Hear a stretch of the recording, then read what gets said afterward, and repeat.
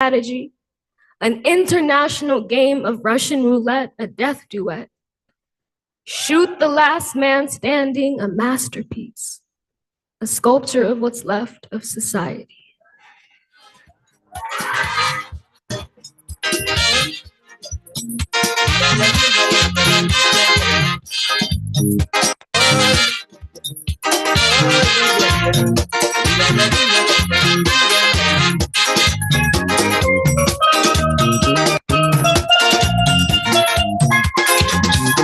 Every day, faster living, keep on writing. So would someone try and tell me what is happening?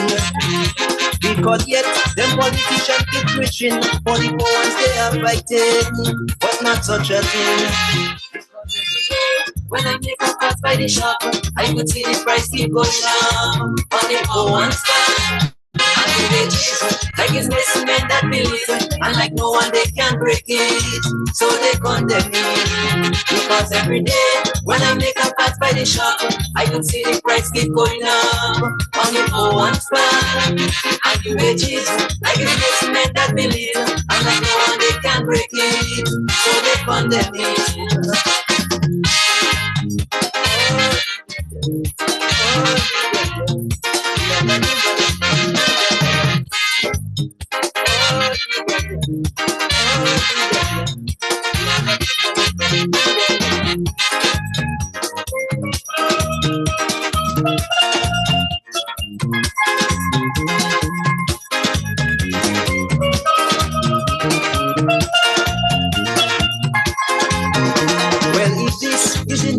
Of the poor ones, I would not like to see it in the interest of the rich ones, because they is the one I see keep on owning, while the poor ones keep on squirting, suffering and dying.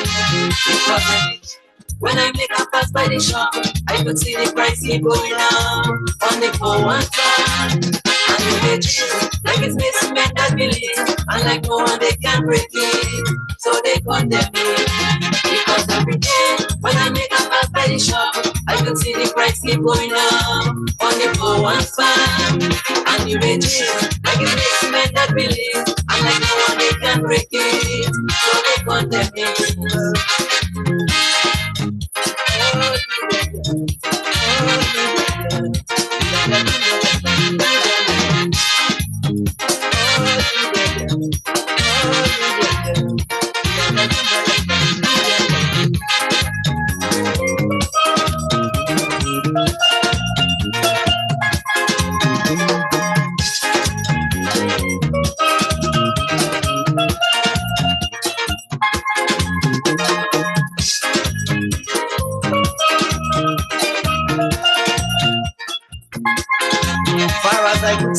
Instead of people want that freedom, they want to keep on exploiting, abusing, and keep them down.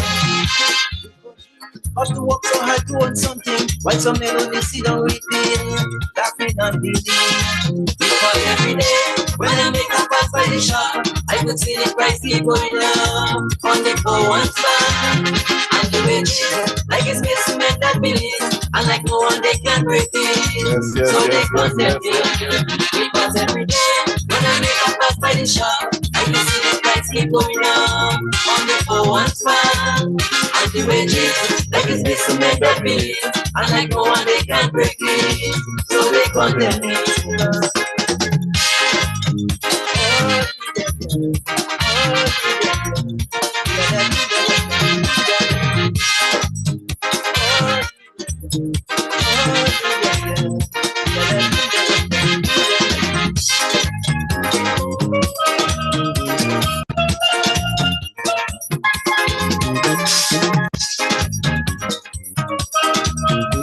I tell you, what a night, what a night. Are you hearing me, Brother John?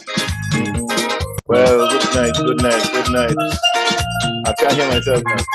Whoa. Most time I respect, but I know I see what's happening, and yet still man, some of my people just behind them and they cannot see all those vampire society. People forgive me, just because well. Oh, good night, good night, good night, good night, good night, good night. Good night. Like it's missing that billion, and like no one Pleasant they good can night. break it. So they condemn me. Because every day, when I make a pass by the shop, I could see the price keep going up. On the poor ones back, and the wages.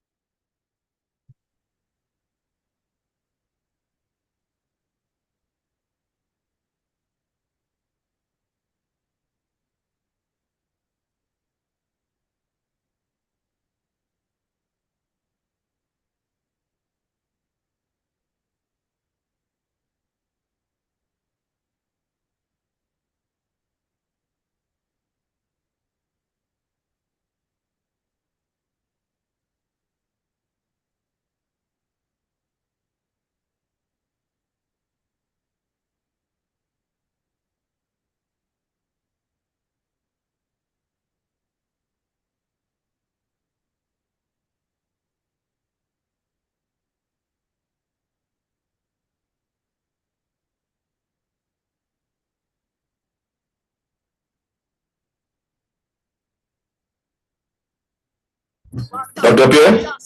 Hi, how are you? Hello? Are you hearing me? Hey, you hear me? I'm hearing you clearly. Are you hearing me? Okay, yeah. Not where I want to hear, but I'm hearing you. What's that? Not where I want to hear, but I'm hearing you clearly. Okay, good. Yeah, it's just something that is not working right on my end here. I don't know why it's doing that, but I hope the masses are hearing you. That's my concern. The masses hearing you, then we're good to go. I don't want to say, I can't hear Dr. Pierre. I want to hear Dr. Pierre. That's the reason why you're here. We want people to hear you. What's that? I say I want people to hear you. Okay. I want to hear you outside, not only hearing me and this. Okay, I'm going to this volume down. Well, we're preaching up out there. Unison Joseph, good night, good night. Good night, comrade. Okay.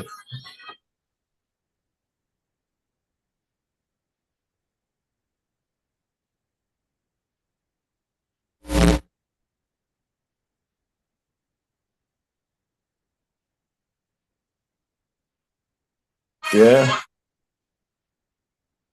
Yeah.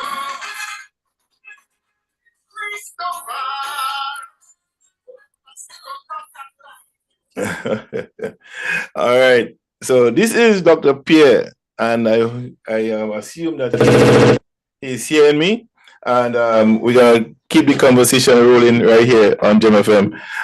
Dr. Pierre, I want to introduce you here, and I want to talk to the people of Greater Carriacou, Pretty Madden, and the rest of the Eastern Caribbean. What we're going to talk about tonight involve everybody in the Caribbean. Yes.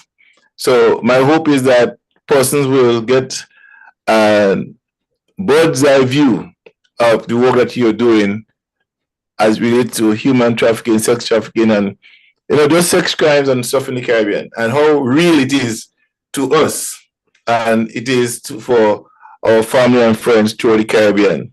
So without any further ado, Dr. Pierre, I'll let you have the floor. All right, go ahead. Okay, good afternoon to the viewing public. Good afternoon, John and George and everyone on this panel tonight, on this webinar tonight. My name is Justin Pierre, and originally from the Caribbean, from Grenada. And currently I work as a consultant. We have a consultancy firm by the name of Dunn, Pierre, Barnett and Company, Canada Limited. So we are a research firm. So our firm is basically involved in the whole, we're a management consultancy firm, and we are involved in collecting, dissemination and analyzing data. So on diverse population globally. So that's include like Black indigenous people of color. So we are very Dr. Pierre, you're very low on the outside. I don't know why. So we are very low. Sorry, we collect precise data basically on the basically on the Black population. So we have maybe one of the largest or maybe larger databases of Black people. We collect data on most people in the Caribbean. For example, anyone who votes in the Caribbean, anyone who has ever voted in the Caribbean, we may collect data on you.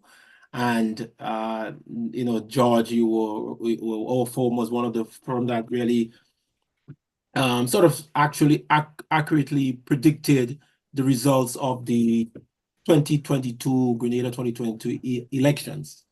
So in terms of I don't know why. Beg your pardon? Well, it is low. What are they saying? Are they saying it's very low?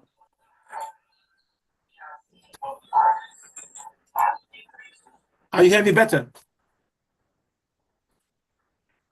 Are you hearing me better? No, hold on. I've changed my monitor here to see how your song on the outside. I want to hear on the outside. Go ahead, talk to me here. I said, are you hearing me better? I'm hearing you. What's going on here? Okay, try talking now. I said, are you hearing me now?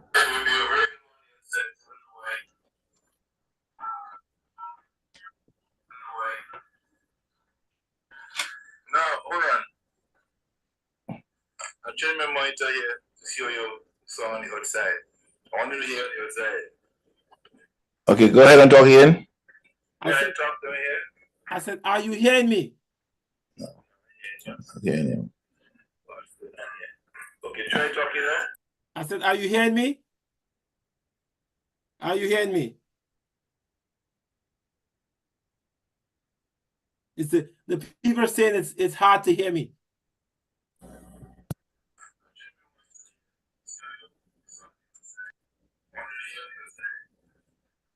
Okay, go ahead and talk again. Yes. Are you hearing me? Yeah, I'm hearing you, but I'm hearing you. But very low?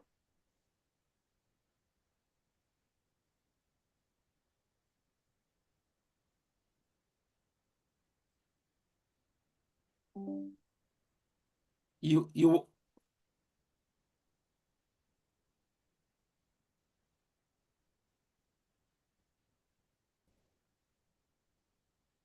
So people are saying it's I'm just getting some feedback that they say that they're hearing me.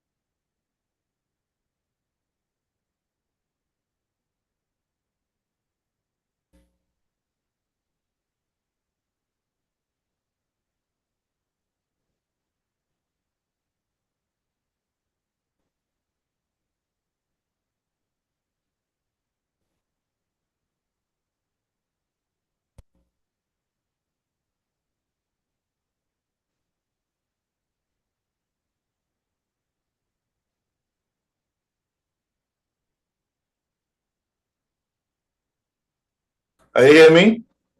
I'm Dr. hearing you. Pierre? Yeah, I'm hearing you clearly. Huh? I'm hearing you very clearly. Okay. Are you hearing me? Yes, I'm hearing you. Okay then. But I want to make sure people hear on the outside. As the audience can. Yeah. Hold on a second. I know they hear you. Alitia, if you're hearing me, show some love. If you hear me, show some love. You listen, Joseph, if you're hearing me? Now? Are you hearing me? I'm hearing you.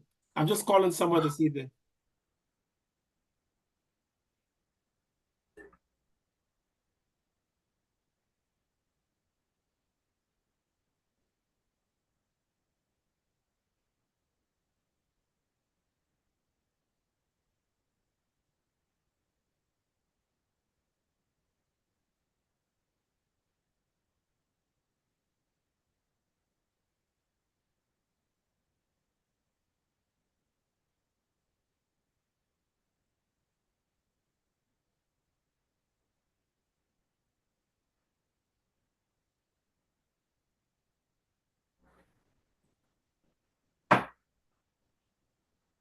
All right, Dr. Pierre, it seems to be having some difficulty getting your volume up on my not loud enough. You can try the other sections, maybe the other. I think like today when you called, you could not get me on all the feed. You had to change. Okay, let me see what's going on here. Okay, let me see if I get you here. Okay, go ahead. Yes, are you hearing me? I'm hearing you. Right. So that's good. You see, you just have to change. Maybe there's a lot of names about on. You have to change the feed. Okay. So is it better? Yeah, well, from my point, I'm hearing you. I don't know how the outside is. I don't know if Althea to hear you. Are you hearing me better? Althea, are you hearing me better? Dr. P, are you hearing me better, Uncle? Are you hearing me? Yeah. People say that they're not hearing. Am I hearing you or not hearing me? Huh? Am I hearing you or not hearing me? Okay, so John, what I can do is I can sign back out and sign back in and see what happens. Okay. Thanks. What's on your mind is what we need. I DJ first of all, Not maybe is what we need. DJ Soulcaholic. Freedom, not make believe. Sing with children for the young and the old. Every boy and girl. Let the message be told to the whole wide world. Freedom, freedom, freedom. Save the children.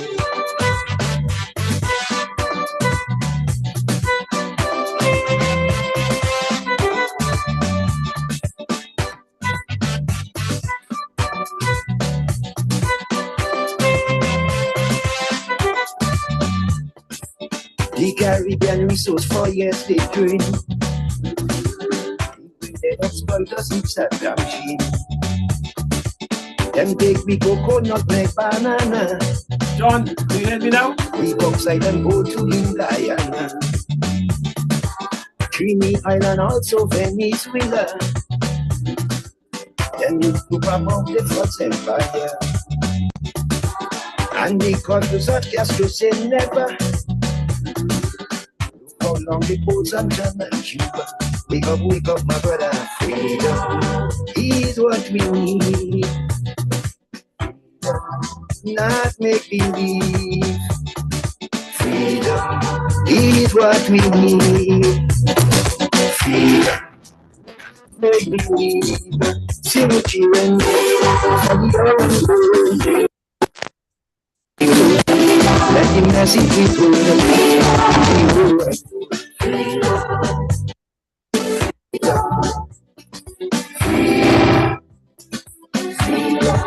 Save the children. John. DJ Soulcaholic.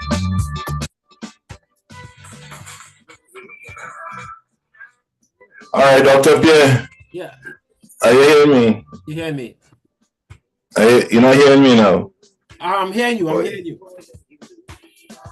A pleasant good night to all our listeners around here. Good night, good night, good night, good night, good night. I don't know why I'm not heard. Are you hearing me now, Dr. Pierre? I'm hearing you very clearly. No, you're not hearing me. I'm hearing you. I'm hearing you. I'm hearing you. Good. Let me see. How about now? Are you hearing me now? Yes, yes, I'm hearing you. I am hearing you, John. You hear me? Yes, sir. Great. I hope they're hearing you outside. I'm trying to.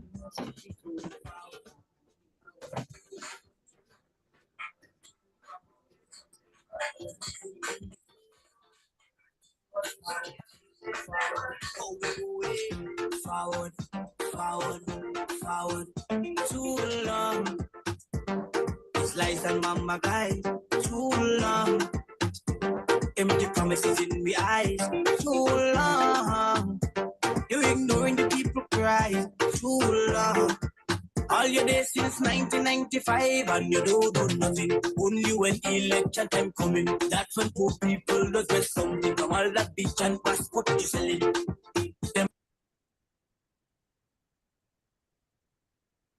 Call after when we don't need that this time it can work.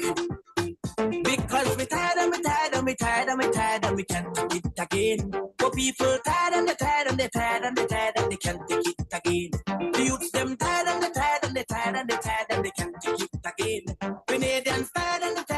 tired and they tired and they can't take it again. So we're moving forward, forward, forward. Move the country forward, forward.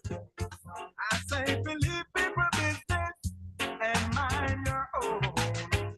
I say believe people business, hey, the people business alone. The people business and mind your own. The people business alone. The people business and mind your own. You in my way, like a rolling stone. Yeah, again, to those of you listening on the outside, I know Dr. Pierre, you're hearing me loud and clear, I guess, right? Yes. Or somehow we're not getting you outside. Brother John, Just it's on the try stream. talking It's again. on the stream now, Brother John. It's on the stream. Pablo? It's on the stream now. Okay. Playing on the stream. You hear on the stream? Yes, Brother John, it's playing on the stream now. Yeah, but are you hearing Dr. Pierre? Are you hearing me, George? Yeah, I'm hearing you. George, are you hearing me? Pablo, are you hearing Dr. Pierre? Wow.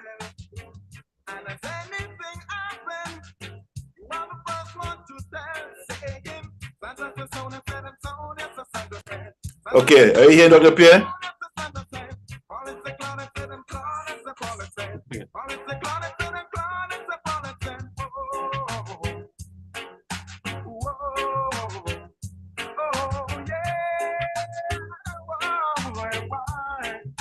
Are you hearing me?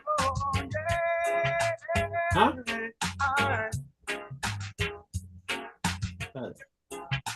Everybody's saying that thing.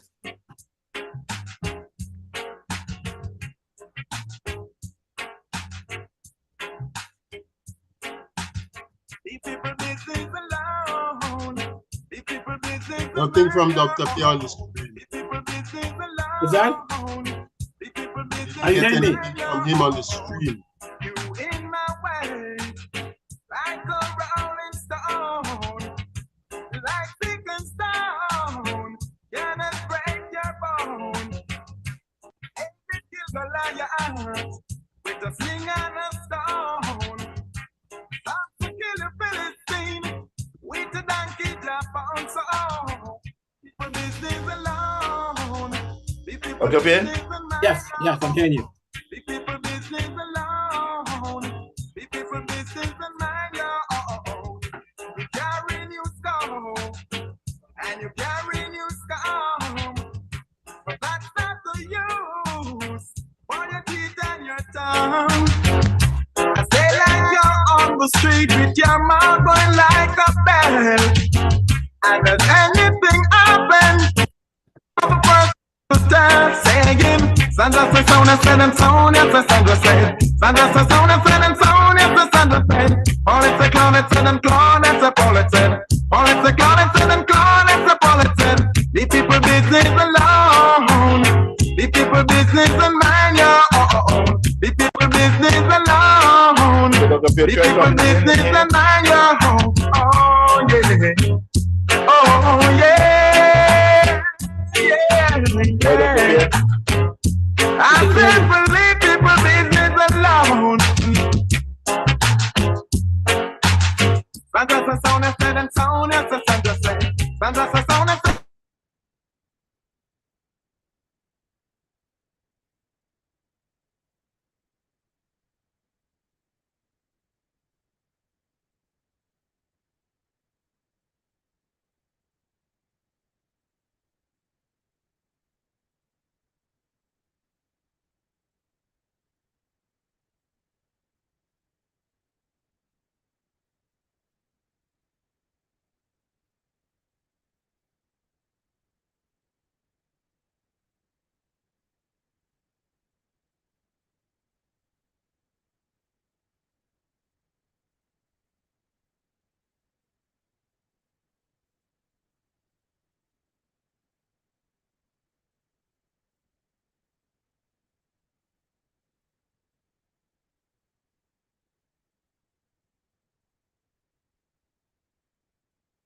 I'm not hearing.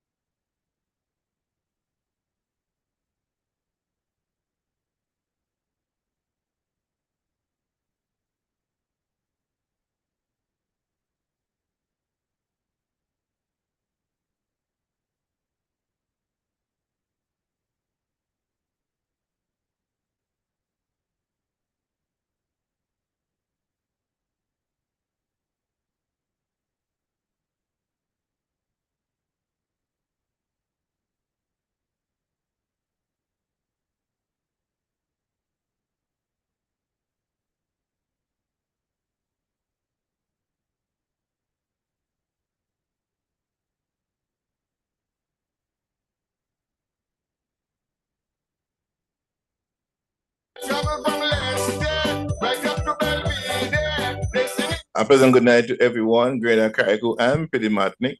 We are here with Dr. Pierre, and we're trying to get him to speak to us. Somehow, we're having some difficulty hearing him. And I want to ask Dr. Pierre again if he's hearing me. I can hear you, John. I can hear you very well. Okay. And somehow you're not hearing you on the outside. I don't know why. Okay. Well, I'm not a technician guy, so maybe someone. Do you have any technical right at your end? If you hear me clearly, I gotta play around with something one more time here and see. We are, yeah, you know. Where's Refill Paul? Okay. They're singing one song. Deacon is the man with the clear vision, the man with the master plan, the man with the solution. Deacon is the man with the clear vision, the man with the master plan, the man with the solution. Deacon is the man.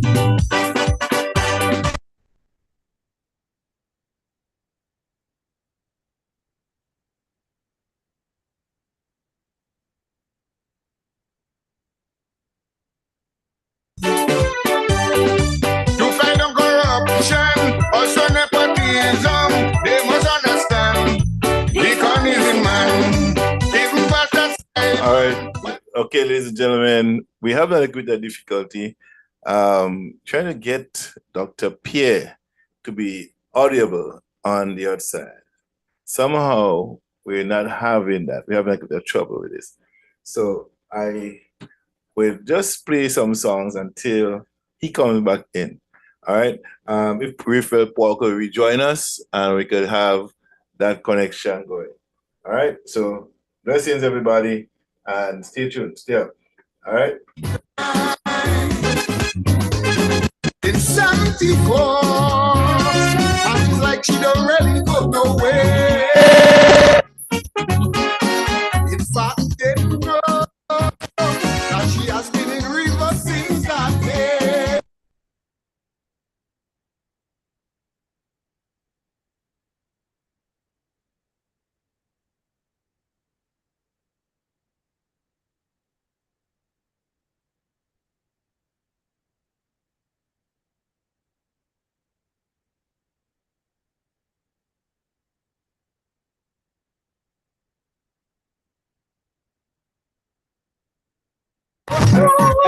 She's still working, still marching, sensitivity.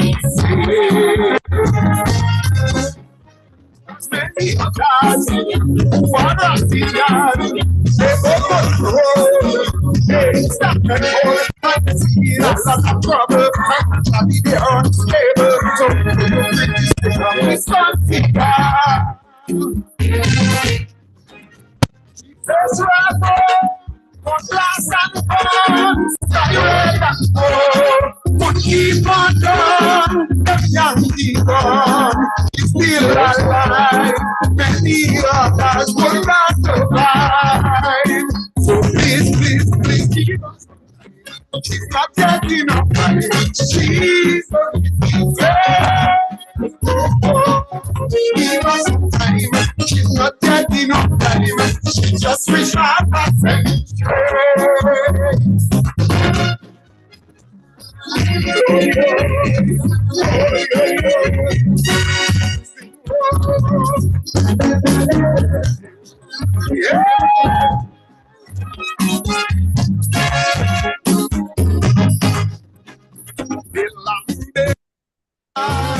They say that our development is slow.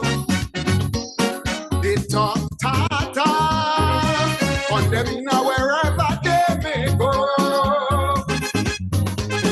If Christopher Columbus could come back alive, you see,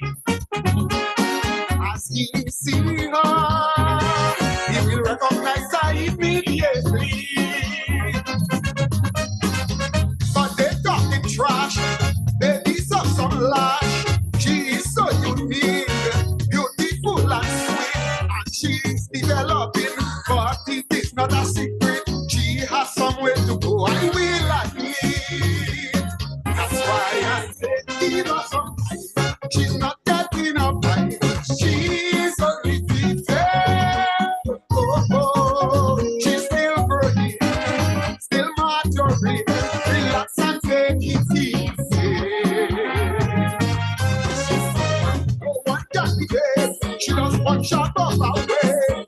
So much patriot, half a rugby half. She winning medal in athletics, in the World Games and the Olympics. I hope they put some respect to her name. She said, not that done, Emily come. She take a hit, but in retreat, many others would not make it. So please, please, please give her some time. She's not yet in her prime. She's only 15. Oh, oh, give her some time. She's not yet in her prime. She's only half a century.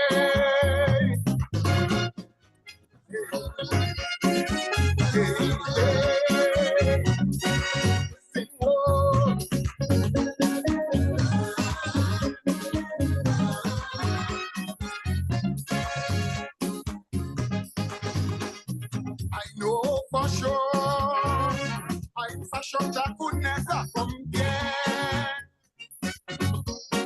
with white and you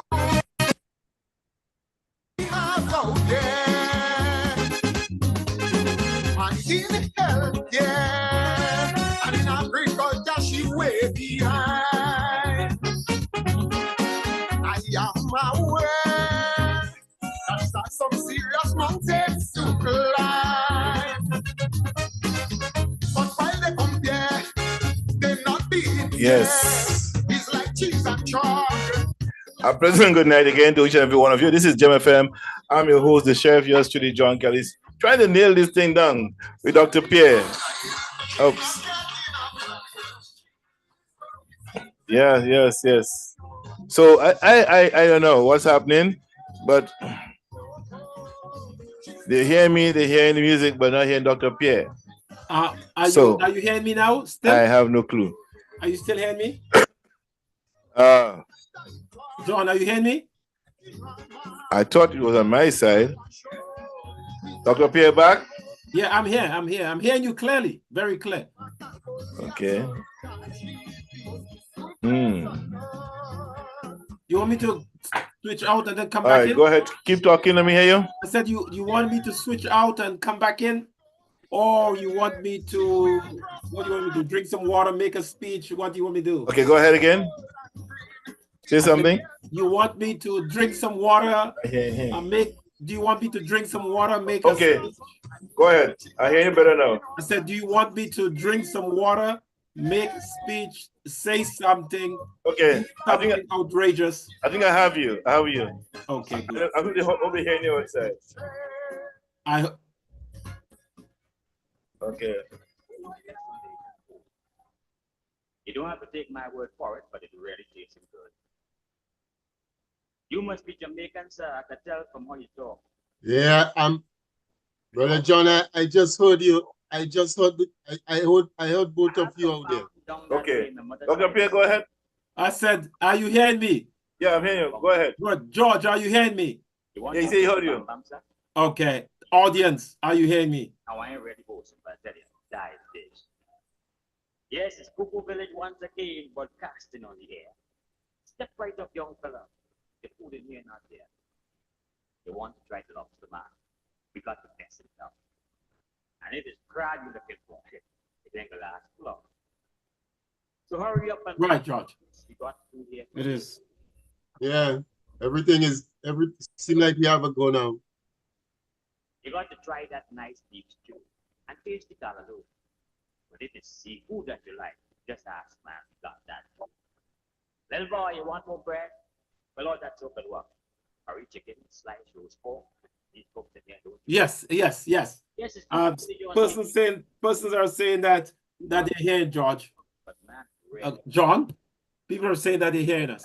So we are a go. Cuckoo Village may be small, but the opening to the lake. That drink you're watching there, madam. Patrons just call it. You're good. Just did it. Glass and go home straight. Go ahead again. Say something. Form the line from left to right. There ain't no need to shove. When you eat at Cuckoo Village, it's only peace and love. Yeah, loud and clear. And All for right. those who want a special, the more meat over there. And for those of you who don't eat meat, we got that covered too. But when it comes to ITAL food, we rasta more than you. Vegetables, fresh salad, man, we really strong on that. We got some food inside of here that make you thin or fat. And just to show you that we heart is in the rightful place, we deserve just every soul, no matter creed or race. For all this Bajan food you see is the good Lord put today. We only help and serve it in our own special way. Yes, it's Cuckoo Village on the air, the best in Bajan food. You don't have to take my word for it, but man, it really tastes good. So step right up and eat and drink. Ask for anything you see. We'll gladly serve you everything except the recipe. And just to prove the point, my friend, to show I ain't no louse, just for you and you alone, the sauce is on the house. Cuckoo Village. Just fade away like water paint on a lean canvas. The mixture of colors makes me anxious, but Okay, ladies and gentlemen, we're back in the game, and Dr. Pierre is here with us tonight. I had a little fussiness there, but probably could tune down a little bit and get it off, like a wheeze going on somewhere. I know where he's coming from. Let me see which one that is. Yeah. Okay, I know where he's coming from, but lock it up. So, Dr. Pierre, again, sorry for the technical site up there. But where's Raphael Paul? I want you to come back in because I know you need to ask Dr. Pierre some questions. Well, audience, viewers and listeners to Gem FM, we apologize for the mix-up here, the technical difficulty we were experiencing. However, the doctor didn't give up on us. He knew that there's a prognosis, and he knew that the diagnosis will prove a prognosis, so we could continue. So with that being said, looking forward to have the doctor back in the house here to talk to us about his work that he's doing and has done. Having said all of that, I know he's a PBC boy or a GBSS boy. I know he's not SAS, not Shaper. So the folks from Grenville, I guess it'd be a jubilant Friday, Thursday and Friday for you as you celebrate your victory. And I have a niece and a nephew who came first in triple jump, my niece, and fourth in long jump and something else. And my nephew also won one of those jumps as well. So Icalis is in the race. Yeah, I think that my nephew make it to the Commonwealth Games, Commonwealth team or something like that as well. And my sister said she think the daughter might make it too, so to represent. I think OECS team or something like that. Well, ladies and gentlemen, it has been a long time coming, and here we are tonight. Dr. Pierre is now on our show, the Living Your Life, Living Your Best Life, or Living Your Dream show. And we have had many guests, and Dr. Pierre is no stranger to Gem FM. As a matter of fact, Dr. Pierre was listening to my show one night with Raphael Paul and I, the Talking Point, Friday night Talking Point show. We used to do Friday night Talking Point and Saturday night Talking Point. And that particular night, the subject that we're going to discuss tonight, he was listening in on this show. And he made a request if we can have him on the show the next Friday night. I obliged, and yes, he came on, and he was telling us that he had went to several radio stations in Grenada, and they did not take him on. But Gem FM gave him a mic to express and to share, to educate, and to have us be prepared and aware of what is going on in our communities. So tonight, I I didn't say Dr. Pierre, but I want to introduce you, those of you who haven't had the opportunity to see or hear him, will do so tonight. And I want to take this opportunity now to introduce Mr. Pierre, but he seems to be off my radar. I'm hearing you, John. Okay, great. All right. So ladies and gentlemen, without any further ado, Dr. Justin Pierre from Don Pierre and Associates. Welcome. Good afternoon, everyone. Well, good night, everyone. And good afternoon to some people. Good morning, or depending on where you are living. My name is Justin Pierre, and as you can see, obviously you know that I'm from Grenada. And from the way I look, John, you must know I'm a GBSS guy, of course. Okay, so it's just natural, you know. I'm very disappointed. I believe that that sub-junior race there, you know, we should have be winning that. I must say to all my detractors, you know, they won, you know, because I had this song on my Facebook about Long Rope from Magagoat, you know, nothing going to telescope, you know, the GBSS song, and I had to eat my words, so we end up losing.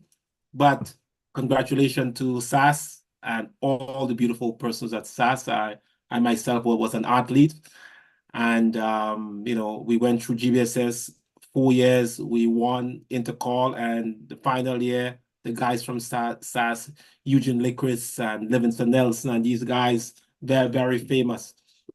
So, as I said, I'm Justin Pierre. I'm originally from Fontenoy, St. George's, in the northwestern constituency.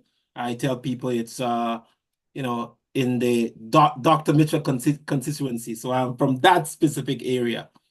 I went to school, you know, Heinz, St. George Government, GBSS, and I currently live in Canada, and I'm the director of a research firm by the name of Don Pierre Barnett and Company Canada Limited. So we are a research firm. We considered like a Black research firm or a research firm, and we are a full service. We are a management consultant and technology firm. You know, we specialize in the dissemination, analysis, and administration of primary and labor force data. So we collect data on the diverse population that is like Black, Indigenous, people of color. And what makes us a little different is that we have one of the largest databases of Black people worldwide. So we collect data on the Black population. You know that Black people, we are the largest percentage of Black people in the world are under the age of 30. The country of Uganda has the youngest population. So we are very interested in the whole issue of BIPOC people, but especially on collection of data on the Black population. And also what we specialize in, we collect data on the voting population. So any country or any person who votes, let's say in any of the, for example, in any of the Caribbean countries, we will have a full spectrum of data on you. So we collect data from about 34 indicators: name, you know, age, income, education attainment, type of job, travel, all type of data. And what happens is that we take those data, put it in packages, and sell them to or give to international agencies who are interested in these type of data. So we are into like data collection, labor market data.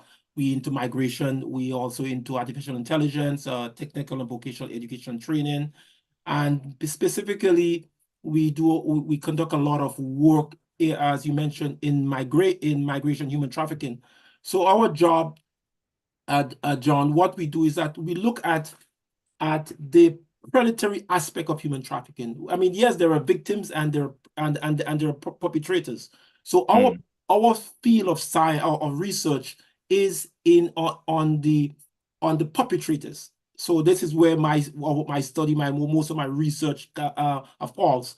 and I'm a member of an association called the Global Association of Human Trafficking Scholars. So, you know, we meet, we research on the topic, but I focus predominantly on the perpetrators. So we have conducted a lot of studies. So how I met you, John, is when the CARICOM, there's an organization in the Caribbean called CARICOM. They put out a study, and that project was funded by the United Nations. Sorry, funded by the European Union. Okay. So we won that project. So we had almost an open door policy, extensive reach into all of the countries. So we collected data on from 32 countries in the Caribbean and Latin American region on the issue of human trafficking. And the type of data that we unearthed literally shocked the world. I mean, we had it was a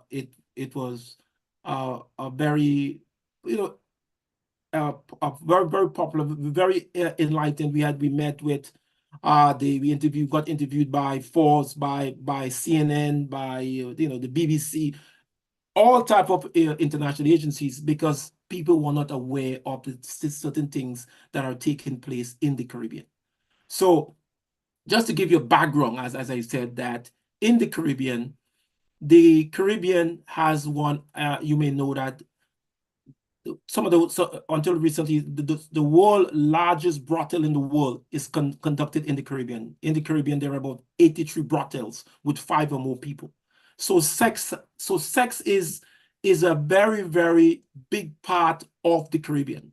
The Caribbean also has certain challenges that are not, that doesn't happen in other countries or in other regions of the world. So for example, John, audience, the Caribbean is about 8% of the world's population, about 680,000. But we are responsible for 33% of all the crime in the world occur in the Caribbean. So historically, we are a quote unquote very violent place. Okay, we have 7,000 islands. Most of these islands are unmanageable. We cannot manage them. There are about 1 million square miles. In the Caribbean, there's no central government. You have the French, you have the English, you have the Dutch, you have the Spanish. There are about 25 different languages in the Caribbean, touching sovereign states. Just for example, over 300 islands are in Venezuela. About 315 islands in Guyana. Okay, in the Caribbean, there is a lack of resources to combat human trafficking and drugs in the region. In the Caribbean, they also have very weak legislation on crime. What happened? The Caribbean is overburdened with the issue of sex tourism, and there's a very, very high demand for sex in the Caribbean. The demand for sex in the Caribbean. Is that Caribbean people wanting more sex, or foreigners coming to have sex in the Caribbean? Very good. The native, a very high demand for sex by the native, by the people in the Caribbean. And also what we see in the Caribbean is that sexual violence against women is considered a form of entertainment. And this is very shocking in terms of our research. As I said, we look at the predatory aspect of human trafficking. And what makes the Caribbean a very, very dicey place is the sense that the whole issue of migrant smuggling, gun smuggling in the Caribbean. So the Caribbean is ripe, okay, with violence, with crime. So no wonder why we see head and shoulders waves of crime. Not all countries are embedded with crime, but some are. And these are some of the issues that make the Caribbean a very, very challenging place. In terms of our research, we were able to, in our research, in 2000 we spent about 6 months in Venezuela. So we went to Venezuela after the human trafficking study in CARICOM. We found out that the epicenter of human trafficking was in Venezuela. So one of the private agencies gave us some funding to go and look at human trafficking. So what we did is that we got a project to look at the roots, all the human trafficking routes from Venezuela into the Northern Caribbean. In our research, we found out there were 343 routes. That's how many routes there are. But in addition to the human trafficking routes, human trafficking does not exist by itself. It is marriage with other types of crime. And the biggest crime, the most prevalent crime in the Caribbean is what is called drug smuggling. Okay, we also have what is called drug trafficking. We have firearms trafficking. We have issue of human trafficking. Pornography is also very big in the Caribbean. A lot of the pornographic movies or videos people see in parts of the world, a lot of them are made in the Caribbean. We also have the issue of child pornography, which is very, very high here. We have what is called bartering, especially for petrol, like fishermen in their petrol. We also have bartering system. Rice, guns for marijuana, guns for rice, guns for salted fish. Issue of kidnapping in the Caribbean, extortion, money laundering, corruption, murder for hire, and the whole issue of the smuggling for migrants. So these are some of the basic challenges what make the Caribbean a very, very lucrative place, interesting region. Yeah. I noticed that part of your studies, data collection, you have a list of countries, rape and violence against women in the Caribbean, top 13, top 11, something like that, right? And we have Botswana, Australia, Lesotho, South Africa, Barbados, Sweden, Suriname, and the list goes on. Where does Grenada fit in all of this sex crime and human trafficking? Okay, then. Well, yeah, okay. Well, I mean, as I said, I don't want to specific. Yeah, I don't want to I'm a Grenadian, so I mean, I have to. You don't want to scare natives. Yeah, I want to scare anyone. But in terms of, for example, Grenada has the highest percentage. Well, in terms of when we look at what is called as I said, we study the predatory aspect of human trafficking. We study the predators, okay, the perpetrators, not necessarily the victim. Some organizations, I would not call the name, we get little criticism that, hey, why study predators? You should be studying the victims. But in order to understand the victim, you must look at the predators. You must look at who are the people that are committing these crimes. And this is what my interest in my in terms of thesis and sort of work on that. We look at the predatory aspect. So let's say, for example, let's look at look at the data. So we conducted data. We analyzed 198 million data sets of investigations and arrests. Okay. So over we look at it in 32 countries in the region. Wow. And what we found was that by far the most amount of interest in the specific type of crime has to do with drug related offenses. So, so drugs is a big part of the Caribbean. So most of the crimes really related to that. However, these things they do not come by they're not isolated. So with drugs will come with guns, with drugs will come with migrant smuggling, with drugs will come with murder, with drugs will come with a multiplicity of other types of crime. In your study, in your data collection, what percentage of women are involved in drug trafficking, and how prevalent it is in the Caribbean, women trafficking drugs compared to men? Well, yes, from our study, as I said, we looked at study most of the countries. Women are always involved, especially in the issue of human trafficking. Okay, in terms of bonding and stuff like that, and women are always involved. And what we have looked at, for example, let me just go back about Grenada. So Grenada has a sexual offenses, as we know, are very high in Grenada. Okay? The whole issue of incest. So Grenada has the highest percentage of incest in the OECS. Okay, Wow. there are 4 particular Areas, regions in Grenada that are like overrun with incest. Okay, wow. in endemic. And in terms of our study, in 2019, when we came to Grenada, when we had the focus group discussion in the Public Service Union, PwC and the Carenage, we got the opportunity to speak to a lot of the persons who interacted with and gave their experience. And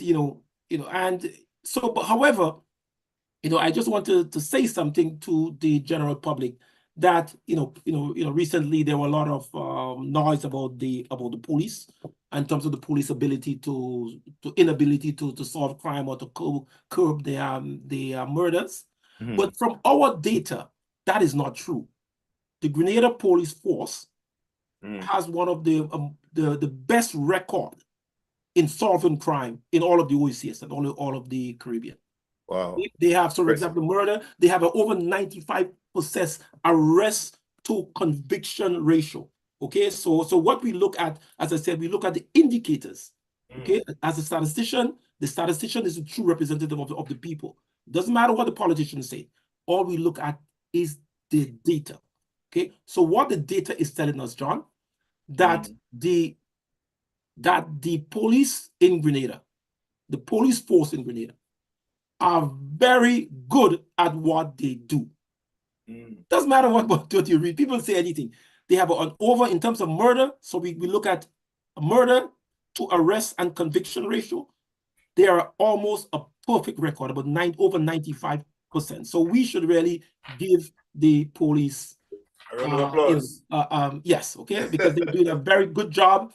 Yes, there would crime occur in waves, okay, and based on the Gini coefficient of Grenada, it's not, it's still a relatively safe country. So still young. Yes, so that's basically what it is. But however, murder, they have a very good, high success rate. But other challenges, crime, burglary, they have issues. On average, they're about 75 arrest to conviction ratio. So which 75%. So which is very, very good. Because let's look at the global average in terms of crime. A 7.9% in the region here is 2.7. Okay, let's say for example in one of the on a neighboring country, for every 100 murders you have 14 persons are arrested and about 4 are charged. So Grenada has Grenada is still a relatively safe country. So we should be very happy and commend their police.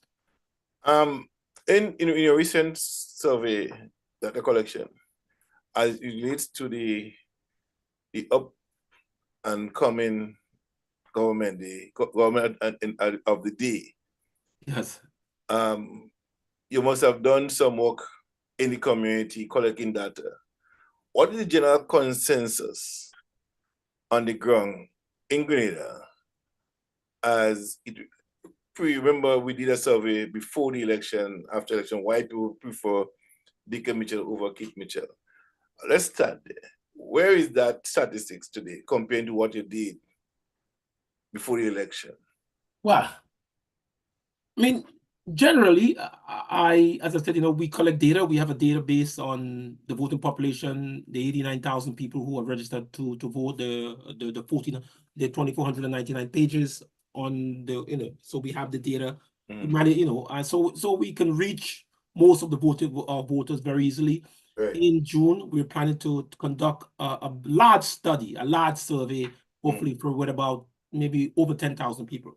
And we are now working on the sample frame in terms of based on ISCO codes. We look at the sample frame.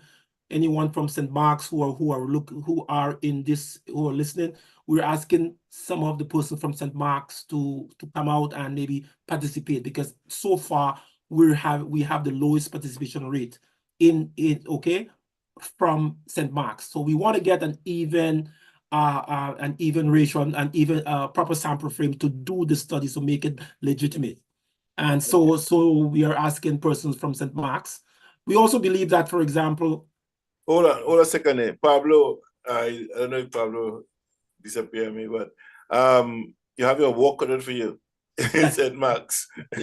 Yes, yes, and we also believe that there's a couple of issues in terms of our research. The population is not, for example, St. David's. The population, the voting population, for example, is not even. So, for example, St. David's should not be one constituency. St. David's should be divided into two because the people in St. David's are not the same. In St. David, you have a wide band of people. You have people who are high up in the poverty in economic sector. People are low. So St. David should have two constituencies. And apart from the two constituencies, I know you can move people around as they want to. You divide the constituency into two. But okay. North St. David, South and St. David, something like that. Yeah. Is there in the whole scheme of division, what percentage you would say that is north and south of the middle class in St. David's? So if you're going to divide St. David's, taking consideration with the most economic activities that are taking place, is it in the southern part or the northern part? Southern part. So people who are in the southern part of St. David have higher income, because when we do the survey, we look at something called the ISCO codes, okay, the classification of persons based on hierarchy. How many, for example, so we want to know as statistician more about the electorate, more about the people who are in the election, who are voting. Okay, so we want to know, for example, how many NDC supporters have a mortgage, for example, or drive a car. How many NNP supporters are farmers or accountants. But these things are not the Parliamentary Commission. They do not collect that type of data. That's scientific data. How many NDC supporters or NNP supporters have children abroad or have university education? They don't collect that data, but we want to know that data. As statisticians, we need to know that type of data in order for us to make proper decisions.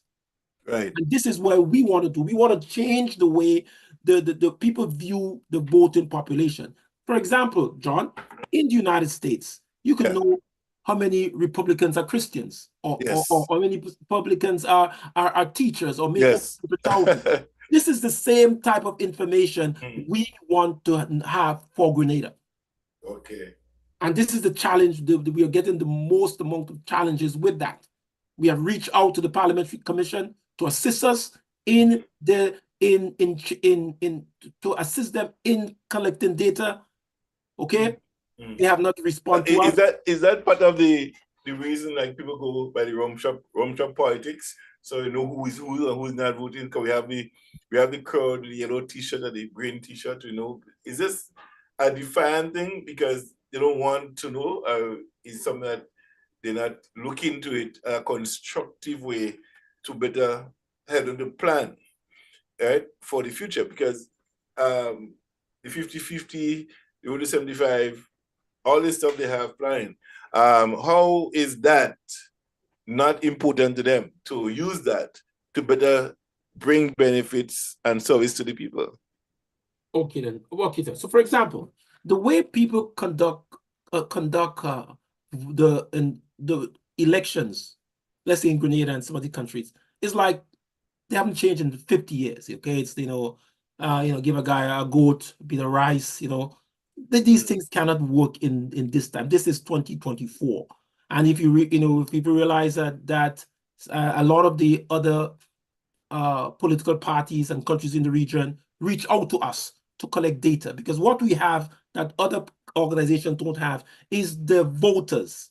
Okay, is the voters. We can reach 80,000 people. There are 136,000 cell phones in Grenada. I mean, we can reach that. Okay, so in terms of precise data, most of our pilots done in Grenada. We've been collecting data on Grenada for almost 20 years. So we have a good description. We can tell you every lamppost in Grenada, every cell phone tower. So what happened after the 2020, after COVID, the way people collect data, things have changed. The way people view election, things have changed. You now use data, artificial intelligence, machine learning. You have big data to make decisions and make predictions. So, for example, when we had the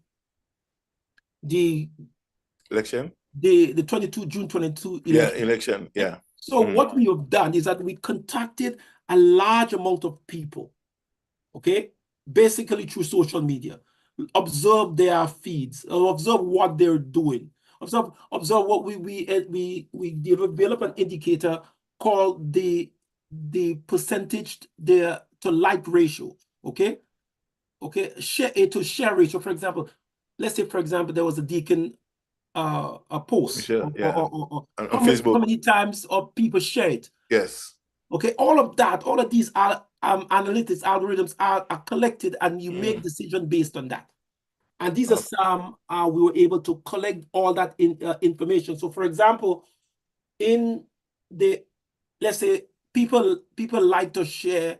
So, for example, in terms of the on the internet, over 240-something hours of the NDC posts were played socially compared to 119 of the NNP. So we see that the NDC had more media presence, and as a result, they end up winning the election. We were able to make that prediction.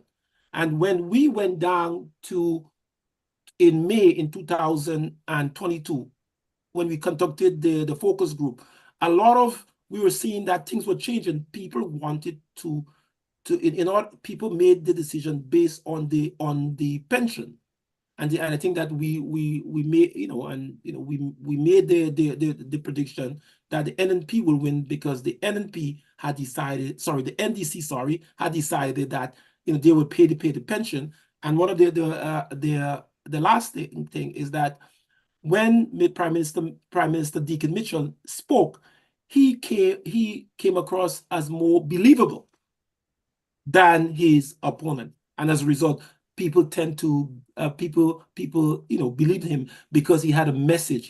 His message was about paying the pension, but his message was also about the whole issue about transformation, transforming the way we do things, and there was a change of government.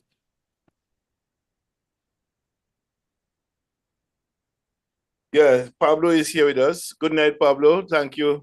Yeah, good night. I love you. Is this a PBC blue? Is this a PBC blue? See, no, PBC. No, okay. I just checking. PBC would have has begun to climb the ladder, actually. Yeah. I think PBC came in fourth this time around in the boys division. So I saw that. The reason why I ask you, seem to be in the ascendancy, because okay. There was a time when the competition at Intercall in the boys division used to be between PBC and GBSS. Right. That's when you go back to the days of Mears and the Lane brothers and so on. The competition used to be between GBSS and PBC. Okay. PBC had fallen by the wayside for a number of years, while GBSS had been able to hold its own, and the competition has been between GBSS and PBC. But PBC had continued to do quite well in the academic sector and in the cultural environment also. And in the leadership of the country sector, in the prime minister sector. Oh well, yes, definitely so. Definitely. Folks, I want us to. I know Dr. Pierce sent me some stuff, and I want to honor those stuff, because I shared it to Pablo last night, and I know that you've been doing an extremely, really, really good job at collecting those data. How difficult it is for you and your team to collecting those data from individual people? What kind of a resistance you get, if any, collecting those things? Well, I mean, like for example, we do a lot of labor market work. So we collect data. We conduct a specific type of survey, which is called a labor market needs assessment. So is a survey that is designed by the World Bank. Okay, the World Bank has been conducting this survey since as early as the 1950s. So over 70 years, the World Bank has been collecting a specific type of survey. It's what we call a foundational survey. It's a survey that you need in order to grow your country.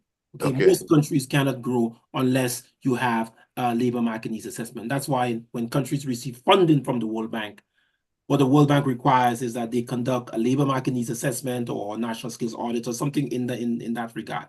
So right now we are conducting a very large survey in Guyana, a labor market a national skills audit. So for example, we're also conducting another study in St. Lucia. Okay, same. It's all by the World Bank. So for example, when Japan lost the World War in the 50s, the United Nations, the United States, and the World Bank, they came and tried and build back Europe. And one of the first sets of surveys that was conducted were these labor market needs assessment. And Japan, had over the 10 years after the war, had about 7 or 8 labor market needs assessment. And we can see where Japan is now. Countries like Singapore again, and Malaysia, and Vietnam, and Rwanda, and most other countries conduct labor market needs assessment. Because it's not necessarily a census, it's deeper than a census. Because, for example, if I were to ask you, how many radio announcers are there in Grenada? How many persons with master's degree or someone who are skilled in a doctor or lawyer or or how many TVET persons you have, how many nurses you will get you need in 4 or 5 years, etc. Most people would not know. Okay. And this is where the whole issue of the labor market needs assessment. So what we have done as a company, we specialize in collecting that type of data. As I said, we have the largest database of Black people worldwide. So we could literally find any Black person. For example, we can literally find any Grenadian anywhere in the world, as long as they have a Grenadian passport or as long as they are on social media. We can find them. We can reach out to them. So, for example, in Grenada, there are over 35 countries where Grenadians have 50 or more people living in it. So things like that. So all of that, but most people do not know. Most of the administrators, most of the people who plan the country do not really use big data to make decisions. I mean, in 2024, people come in and making decisions around a table, have an exercise book, and meeting and planning to make the decisions. In North America, it does not work like that. You make decisions based on artificial intelligence, based on machine learning. You get intelligence, to help you make decisions. And in order to get intelligence, you must conduct a survey, and specifically, not my word, the World Bank, you specifically need the foundational survey, either a national skills audit or a labor market needs assessment. Okay, so this is basically, and that's where we come in. We did some work in the Turks and Caicos. People from the Turks and Caicos, look where the Turks and Caicos is, a country that's practically sand, only tourism, and they have more money to burn because of the issue of conducting data. Yes, we are now, Guyana is the fastest growing economy in the Western Hemisphere. There's only 2 countries in the world that have the fastest growing economy: Mecca, although China, and Japan, and Guyana. And Guyana saw the need to do a labor market survey. And that's why, as I said, we are embarking or emphasizing on Grenada, especially in this whole transition economy. What they should have done, or they should do, is to conduct a labor market needs assessment. Because with that, you'll have the data to make decisions. I'll let Pablo come in here at this point, but before he come, before he ask or make comments here, in terms of data collection in Grenada and the political machinery, right? I know you say that they need the data, but it's not used. Is there any way that you would use method of communicate? What kind of method of communication do you use to seek out the persons responsible for implementation of government activities and projects? Well, listen. They said I think it's the Bible or somebody said that a man have no honor in his own country. I think if I go and ask them, hey, I could do it, maybe they laugh at me. I think, who am I? Maybe, maybe my parents, maybe, from the Fontenoy, there was for example, when we first presented the study about that, made a prediction that the NDC would win the election. And one of the politicians, said that, the survey, this research is not credible. This research is no good. Where this guy come from, this guy is not credible. And remember that this guy from Fontenoy, so people still have, prejudice, people based on where they're from, the elite, so they make decisions. But this is not the way people make decisions now. After 2020, things have changed. People use data to make the decision. And if you as a country cannot use data to make decision, you are in trouble. All right. Pablo, good night to you again, from Toronto to St. Mark's, St. John's, the man who have 2 citizenship. Yeah. So go ahead and take the floor. Thank you once again, Brother John, and thank you to Dr. Pierre for returning to GEM FM. Dr. Pierre, listening to you speak about the crime statistics in the region, us in Grenada, it's not visible to us in Grenada. What do you think is the reason for that? Because the statistics that you give really says that we have this high prevalence of, but yes, we know that when you go before the High Court, many of the cases are related to some kind of sexual crime. Yeah. But that apart, the prevalence of crime and the sale of sex and so, as you referred to, that is not as obvious. It's not in your face as your data will indicate. What do you think is responsible for that? And we don't hear these kinds of that kind of information coming through our mainstream media. Well, yeah, okay, then that's a very good question. Okay, a very good question. And maybe I'll try see if I can explain it. So what we have, so these are type of new research, okay, that we from the Global Association of Human Trafficking Scholars we look at. As I said, I focus on what is on the perpetrators, on the people who commit the crime. Let's say I can go global, but let's look or regional, but let's look at Grenada specifically. Okay, there are, as I said before, the Caribbean. There are over 83 brothels in the Caribbean. The Caribbean is a high demand for sex by its citizens. Sex is considered as a form of entertainment. So actually, not sex, violence against women, okay, is considered as a form of entertainment. And what we see, for example, let's say in Grenada, as I said before, the incest is very prevalent in Grenada.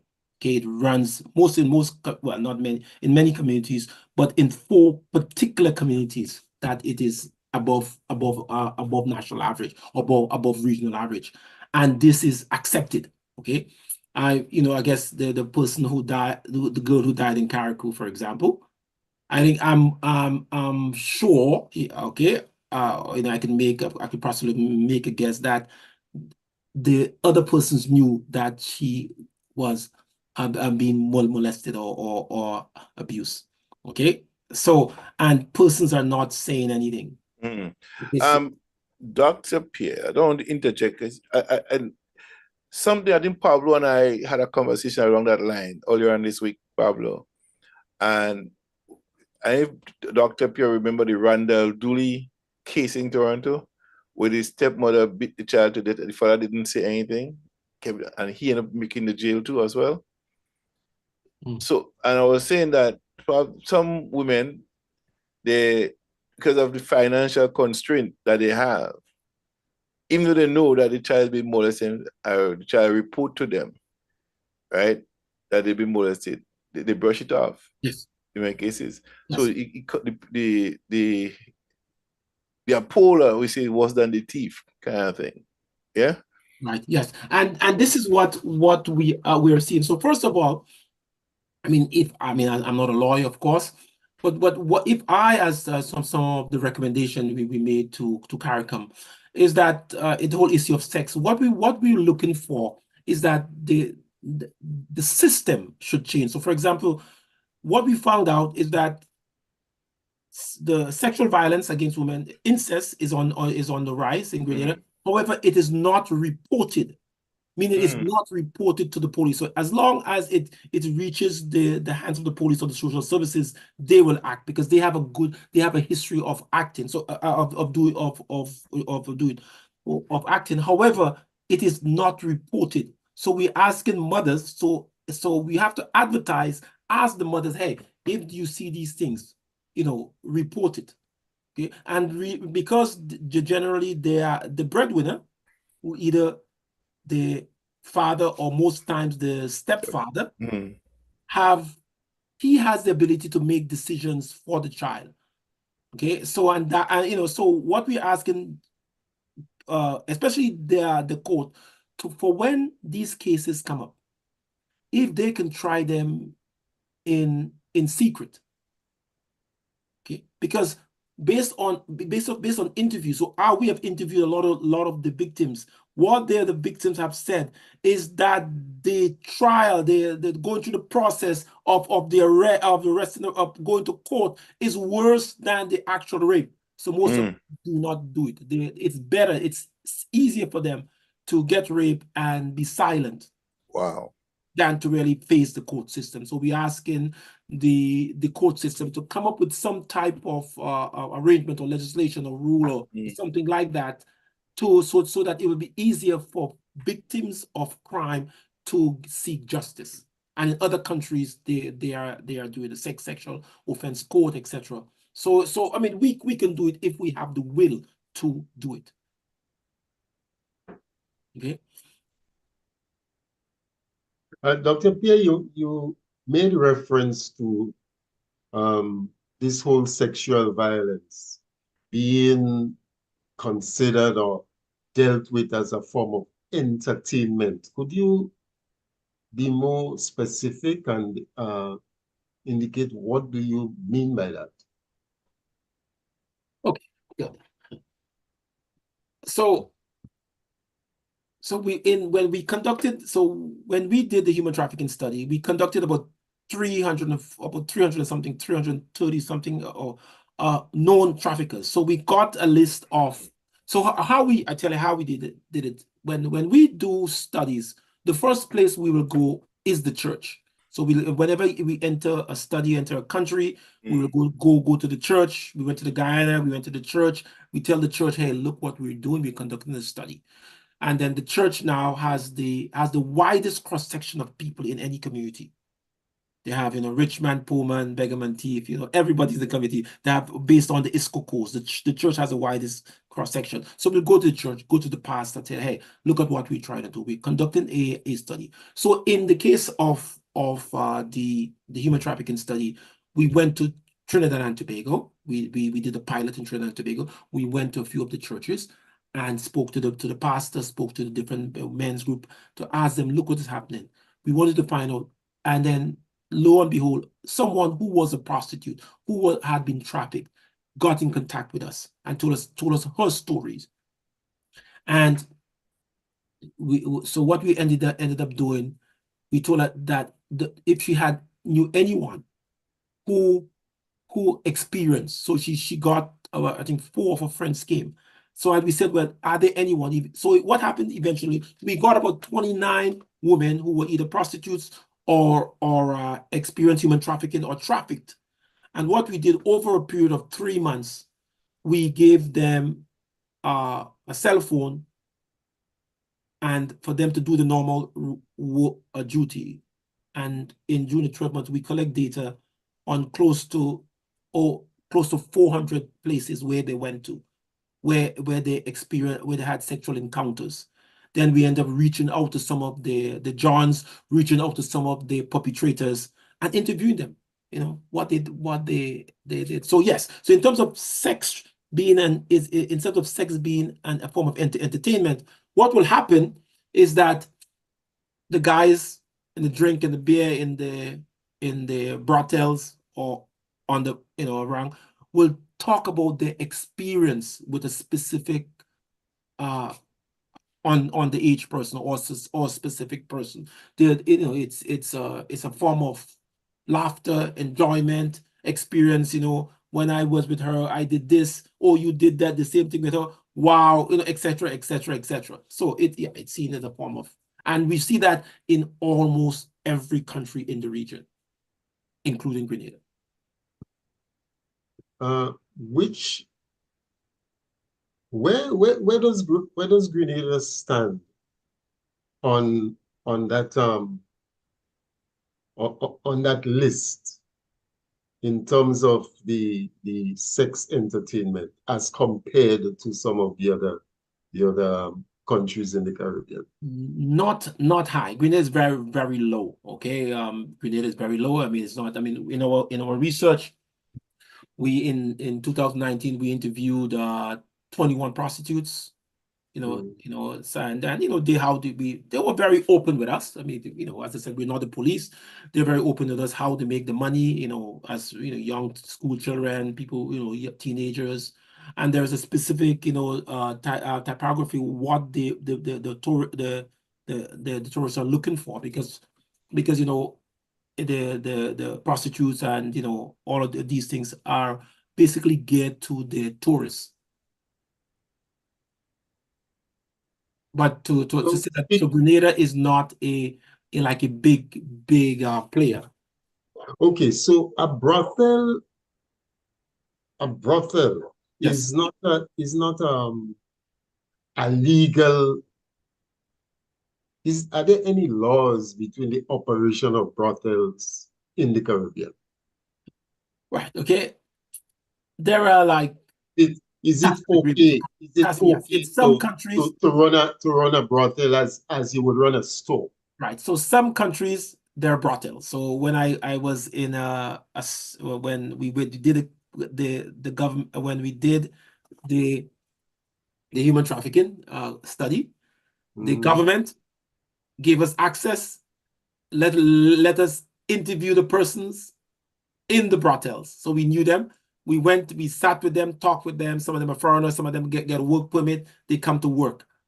I mean, it's a form of jobs in certain countries in the Caribbean. As of Friday night, there are brothels existing. There are also persons from different types of different parts of the world will come in, and in advance they will have a menu of the type of woman they want, the type of young children that they want. In the region here, you can get a virgin for $15,000 and up, on average $20,000, and in some cases, in most of the cases, the parents also would benefit from that income. Are such places legal within the OECS region? Well, Just look at Because that. We did. Essentially, you just spoke about, you know, such an operation being legal. These are legal operations. Well, legal. yeah, it's not like it's legal off the books, but no one will get arrested. So when these people come into work, they get work permits. They get work permits and they come in these places, in these brothels. So do such operations exist, like where people, sex workers, coming in, let's say, to OECS countries and be able to get work permits a work permit, yes, in OECS countries? Yes. I'll go so far. I will not name the country, okay? But okay. However, it is existing. It's been existing for many years. We interviewed them. We spoke to them. You know, they have people from Jamaica, from Colombia, from Venezuela. You know, obviously in Trinidad again I can name Trinidad because Trinidad is the epicenter. And but other the OECS countries, you know, so that's, as I said, you know, this is what we do. No one else is doing it. So we collect that type of data. We collect data on predators, on predatory aspect. We also found out the whole issue of human trafficking. There's another side to human trafficking, in the sense that what we have found that not a lot, but maybe about 20-something% of our experience in human trafficking, many of the human traffickers are also trafficked themselves. They're also victims of human trafficking. And that's why sometimes, you know, when you, for example, there was a country in the region, whenever they catch someone, they catch someone for drugs, they will tend to call us and say, hey, we get this person for drugs, and we will interview them. And sometimes that person, yes, they have drugs on them, but they may be victims of human trafficking. They either might be a mule, might be a dead cow. So they may be forced to carry their drugs under duress. And that's why sometimes, you know, it's good for the police to interview people properly.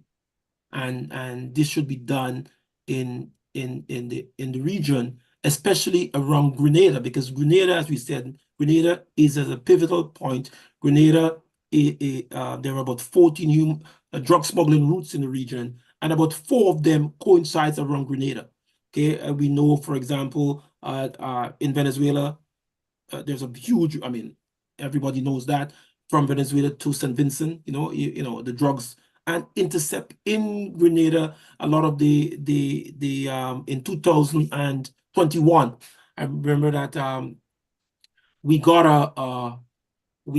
a tip when we do the trap and the study that there were cartels in the region who were going on to apprehending boats in the region, and they would come up to a boat, give them, let's say, 2,000 or 200 kilos of cocaine, and say, hey, you know, you go take that cocaine, you go home, you wrap it in 5-pound bags and bring it back for me in 2 days.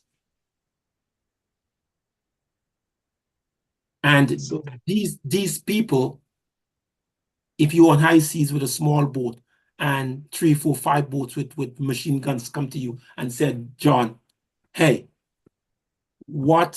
I want you to take this 200 pounds of cocaine and break it up into 20 small parcels and bring it back for me in 2 days. What would you say, John? You cannot say no. If they say no, you will get, you know what will happen. So when we got the tip from because we have an office in Venezuela, so when we got the tip, what the first thing we did was to inform the Canadian government about it, who got in contact with the U.S. State Department. We interviewed the person in the U.S. State Department, and what we ended up doing was I said, well, you know, because it was in Grenada, there were 12 Grenadian fishermen. I came in, I did not interview all of them, I interviewed 7 of them. Some of them, 4 of them admitted it. And we brought the information back. I think I went to the Ministry of National Security. I wrote a letter to their PS. I told them that. I met with the police commissioner. I spoke about them. So, you know, so this is, I think this is known. The drug the trafficking routes in Grenada is known. And because Grenada has a very robust system, it is difficult for these persons to overrun the country. And that's why, you know, we have to give a lot of respect and a lot of support to the police force, because they are maybe stripped or they are at the wit's end in combating this whole drug trade. Because what is happening is people in Grenada do not smoke cocaine in comparison to, let's say, other countries. But what we see, Grenada is a transshipment point. So from Venezuela, what the cartels are doing is that they are expanding their territory northwards. So from Trinidad, they go to Grenada, St. Vincent, and in St. Vincent, there's a well-defined human trafficking route, drug trafficking routes. And so if you go to, for example, Prospect, so Venezuela prospects, all the marijuana belts, they're there. I mean, we went to see the marijuana belts. I mean, the drug trafficking. I mean, it's big business. Okay, it's like, you know, it's big business. So this is what we do. I mean, we're not there to you know, condemn anyone. People do the job. My job as a researcher is to find out why they do what they do and document it. And that's what we have been doing, documenting these experiences. What kind of connection do these operations have to our politicians and the politics of the country, of the region, actually? How does that impact? Is there any connection? Have you found any relationship between the politician and the operations of politicians and facilitating that kind of thing? Have you found it? Very good question. And from our data, we could not find any evidence of politicians involved in drugs or gun smuggling or all these things. We couldn't find that. It wasn't part of the terms of reference, but what are the reference in terms of our terms of reference? We had to find out, you know, where the routes are. So our job was to identify the routes. Okay, through GPS, we identify the routes in the traffic. There was a company who sponsored, who gave 2,700 cell phones to some of the migrants, and we were able to see all where they go and just track it. And so, you know, that we're able to get some of their routes.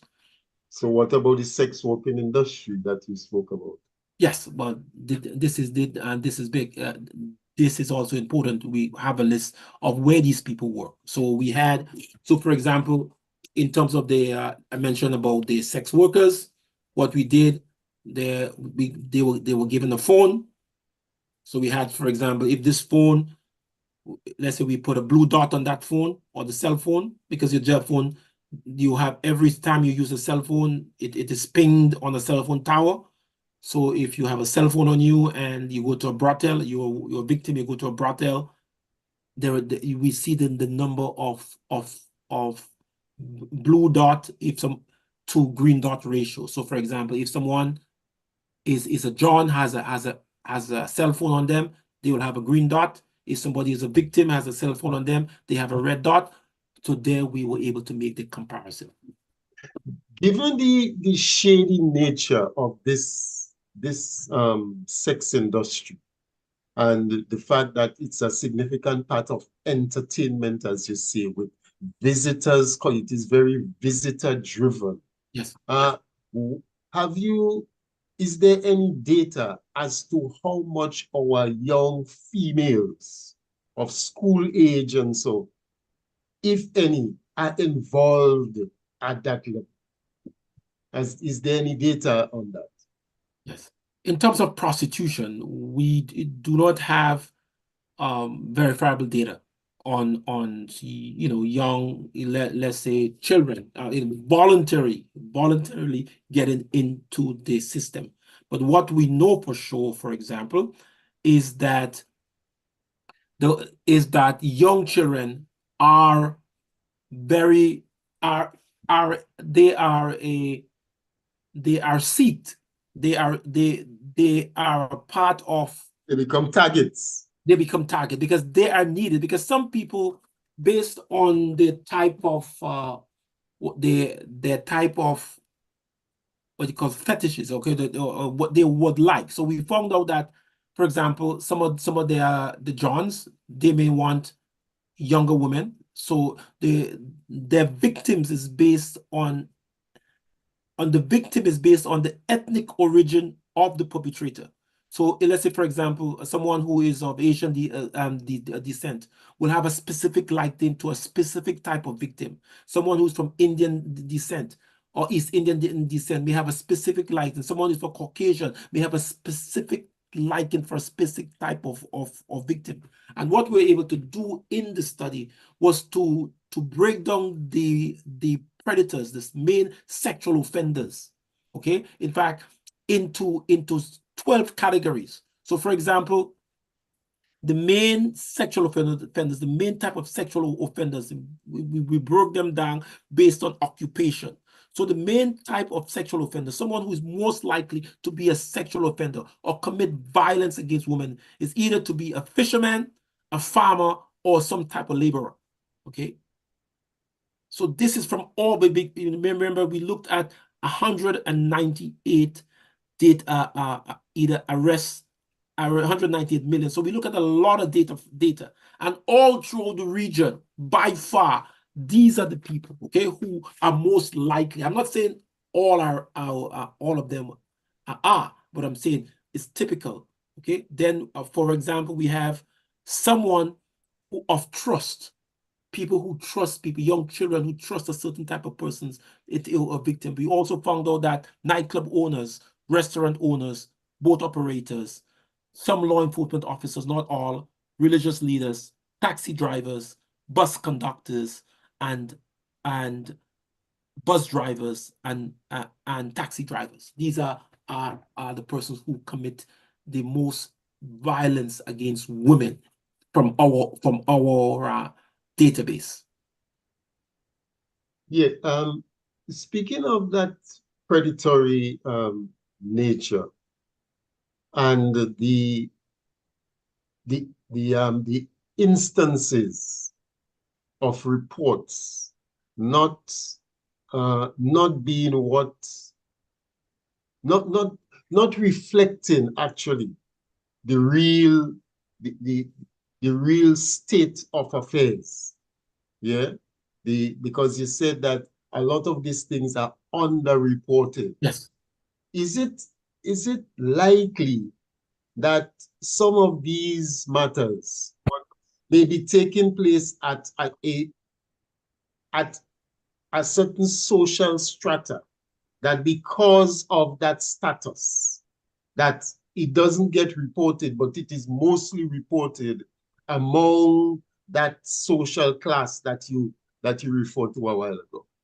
Okay, good. I mean, that could be so, but as a statistician, we have to rely on the data. I mean, when we conduct a survey, we have to the data has to lead us. I'm blind. The only how I can speak is if I have an evidence or the body of data for me to make that decision. It could be happening, it could not be happening, but based on my interaction and as a consultant, I maybe we consult with the majority of people. I mean, we have done our firm have done the largest study on human trafficking in the history of the Caribbean.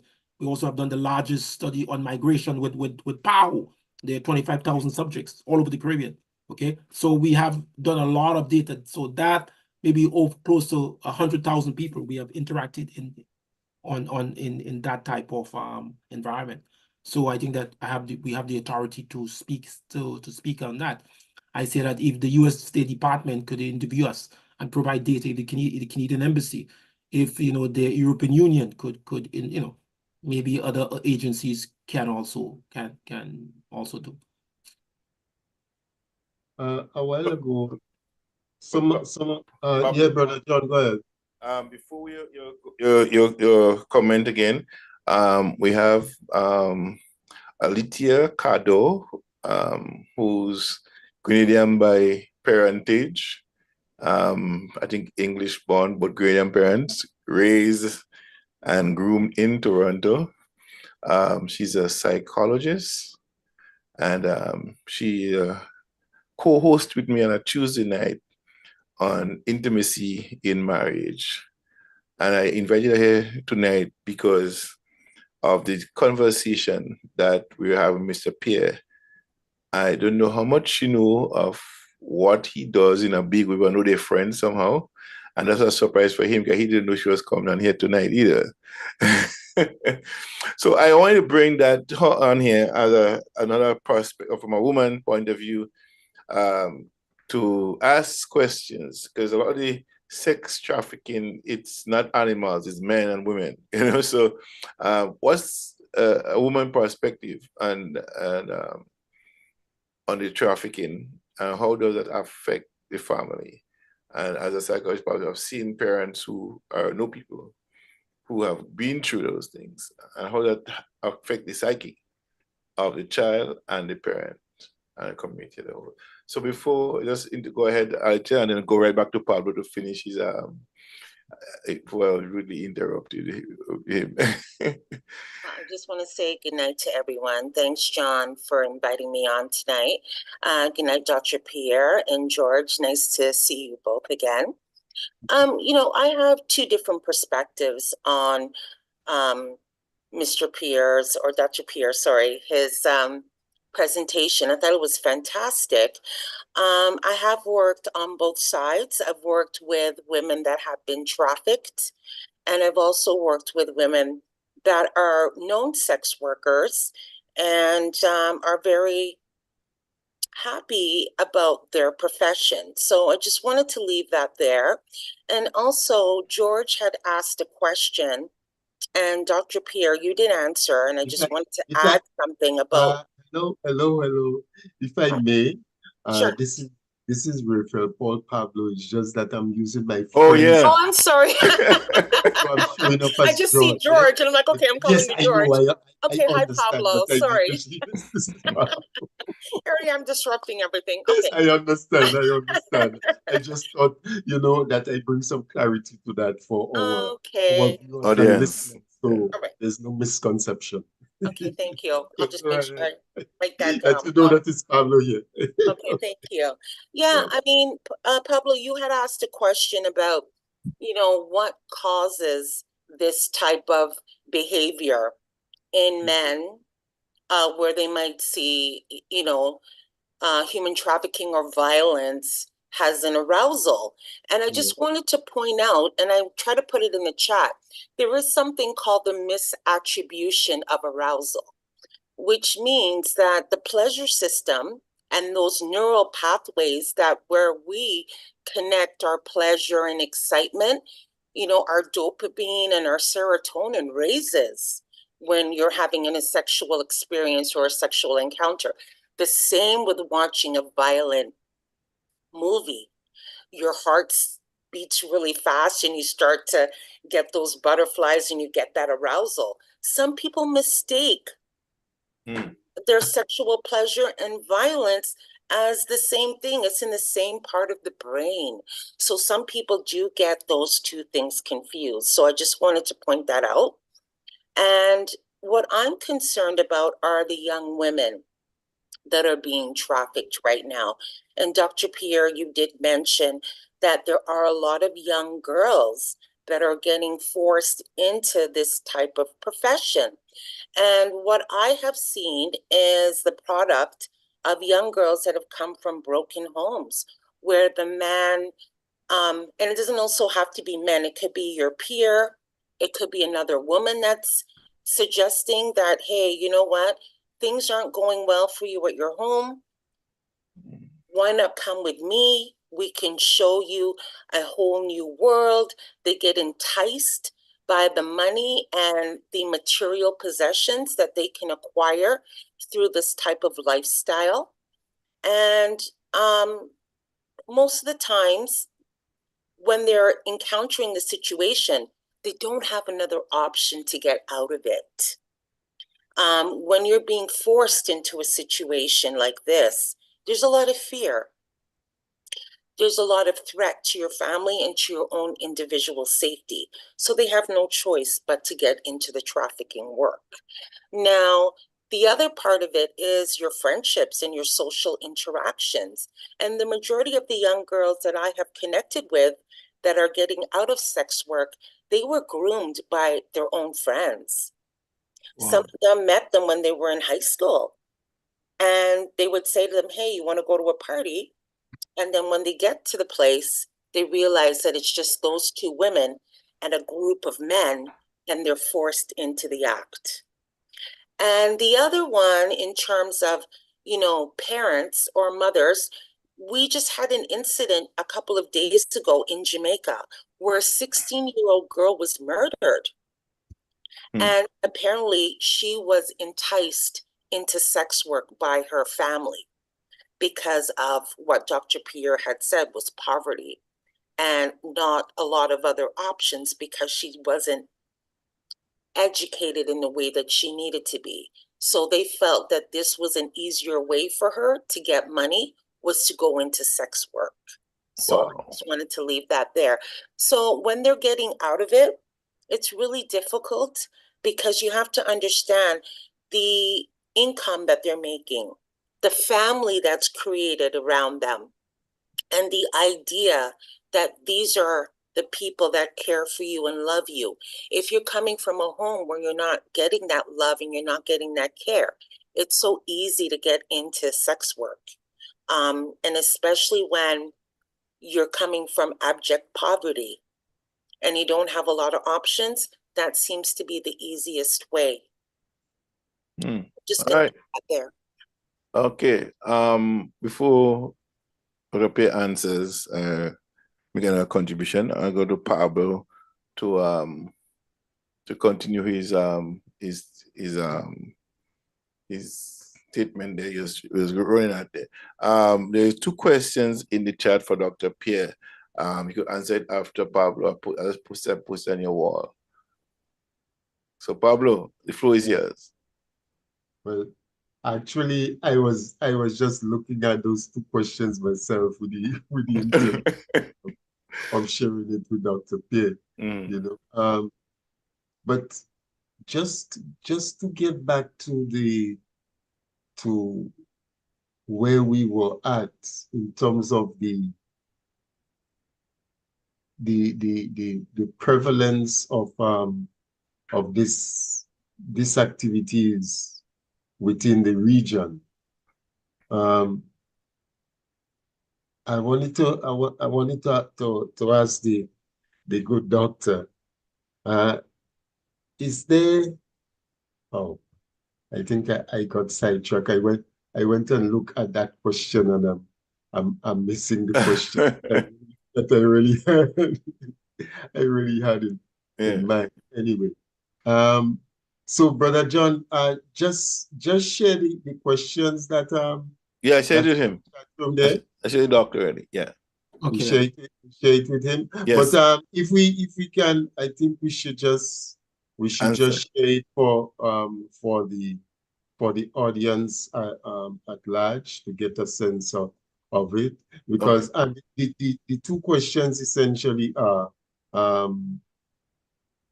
during your research in Trinidad and Tobago, did you collect or discover any data on the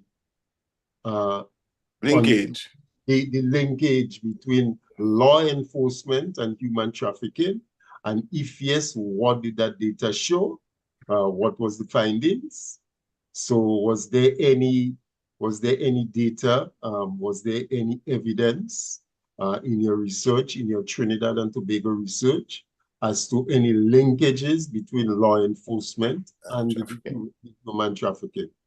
And the other question is, during your research, were you able to quantify the monetary value of the human trafficking in the region? Okay then.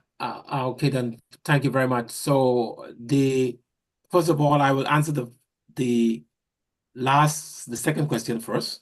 Okay. First, yeah. So Okay. from our research in the human trafficking, I think one of the consultants who was on the team, Dr. Ezra Matthias, so he was a consultant. So we, based on his analysis, we calculated it to be about $2 billion within the region. So it's very lucrative.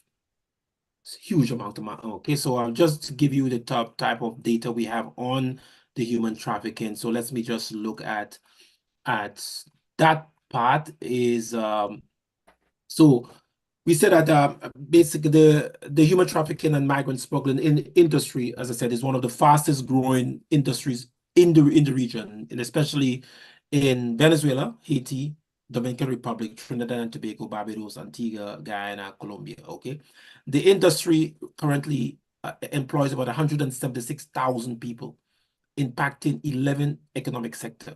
So Venezuela and Trinidad and Tobago are the main areas of for human trafficking. Haiti and Venezuela are the epicenter of migrant smuggling. Okay, the industry directly impacts about 8 countries.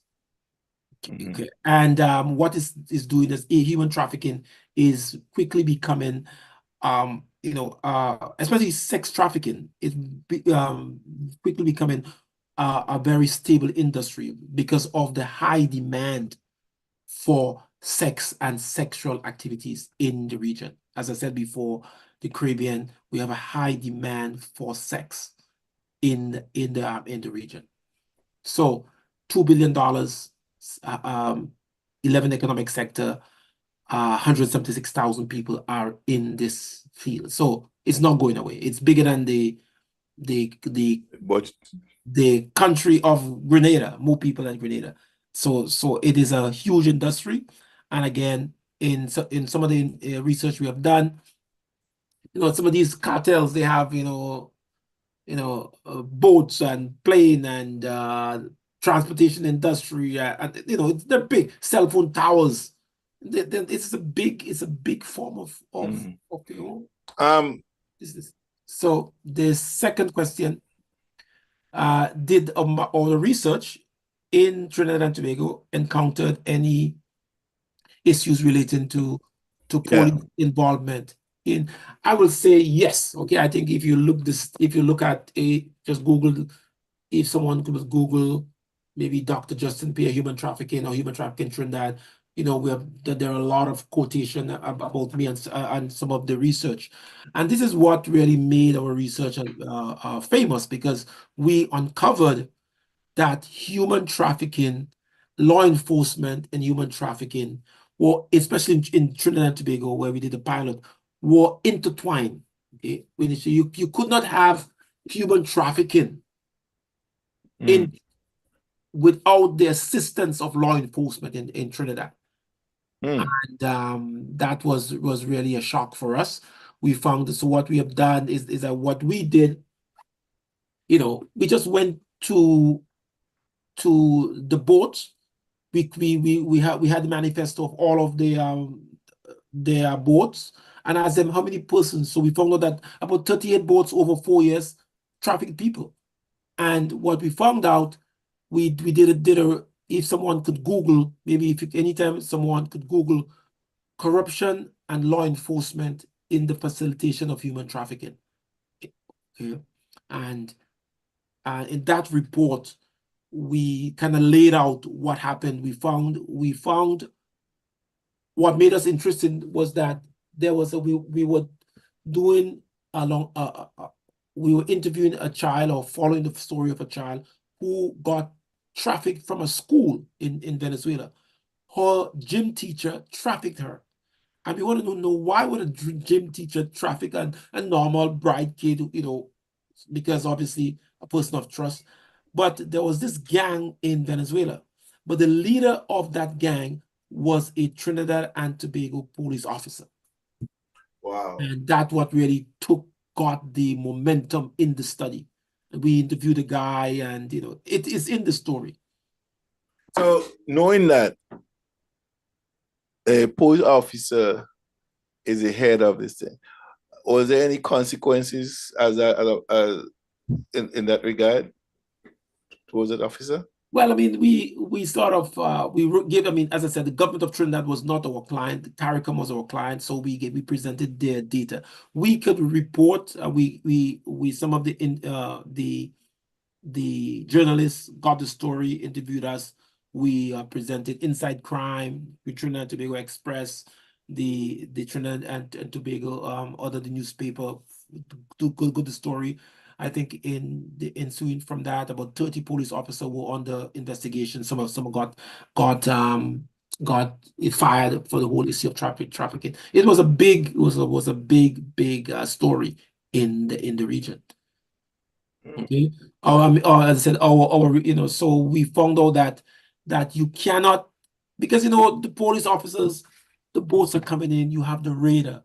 When a boat come into Trinidad, the radar, there's a radar that intercept the boats. So you must, I mean, come on. I hope that answers Mr. Hughes' question. But that's one of the questions that eluded me a while ago. One is, what makes the region such a significant target for these kind of operations? I'm talking about the sex industry in particular. Why is the region such a target? Oh, okay, very good question. Okay, then the region is a target. For example, entertainment is a major right. So, for example, let's look at the historical point of view, perspective. We live in a region where one of the most violent places in the world, the most violent history took place in the region. So we had what is called, we as people who were brought here, because the Caribbean was not originally a place for Black people. We were trafficked here by the English and the Spaniards and the other people. We were trafficked. 12 million of us or whatever came. We were trafficked. This violence, okay? It was just pure violence for 400 years. Incest and rape and at will. So we kind of developed that type of methodology, and we continue to have this violence, this issue of sex in the region. So that is from our history. Second of all, we are in a region here. We are, as I said, we are 8% of the world's population. We have 32% of all crime. The issue of the economic issue in the Caribbean, lack of employment, lack of decent work. According to the island, we don't have a lot of opportunities for our people. So therefore, what would they do? Most of the governments do not provide proper resources. Our countries are too small. So, for example, Grenada, in 2023, there should not be countries like Grenada and St. Vincent. There should be one country, okay? We should be one country. We're just too small, so we should join the OECD should be one country, okay? And but obviously politics, it wouldn't happen. So in the region, there are 10 countries. That's the 10 countries, the OECD or whatever. There are 10 Ministry of Education, 10 Ministry of Finance, 10 Ministry of Agriculture. The resources, we don't have the resources. So we are forever and ever in debt. The only solution is for us to unite. So as a result, we cannot border our region. We are 7,000 islands in the region. Okay, Grenada has about 100 and I think it's 33. I can't remember 133 or upwards of 100 unprotected points, entries. Okay, so people can just come in anytime, okay? Or Trinidad or any other country. So it is most of the drugs come in through the inlets, coming by sea. Most of the traffic coming by sea, but most of the emphasis is placed on in the airport and the customs. The first part of your response, where you spoke of the history and the experience, was very telling. And we have a psychologist here with us. you actually spoke to the historically that there is a type of mindset, a type of a psychology that relates to both the to both the target and the predator, in that the predator is coming from a particular background, from those who were the ones that perpetrated those crimes back then, and the target who have been the victims of the crimes that were perpetrated back then. And that what is happening now is more or less a throwback from that period, but in a different kind of framework. If Miss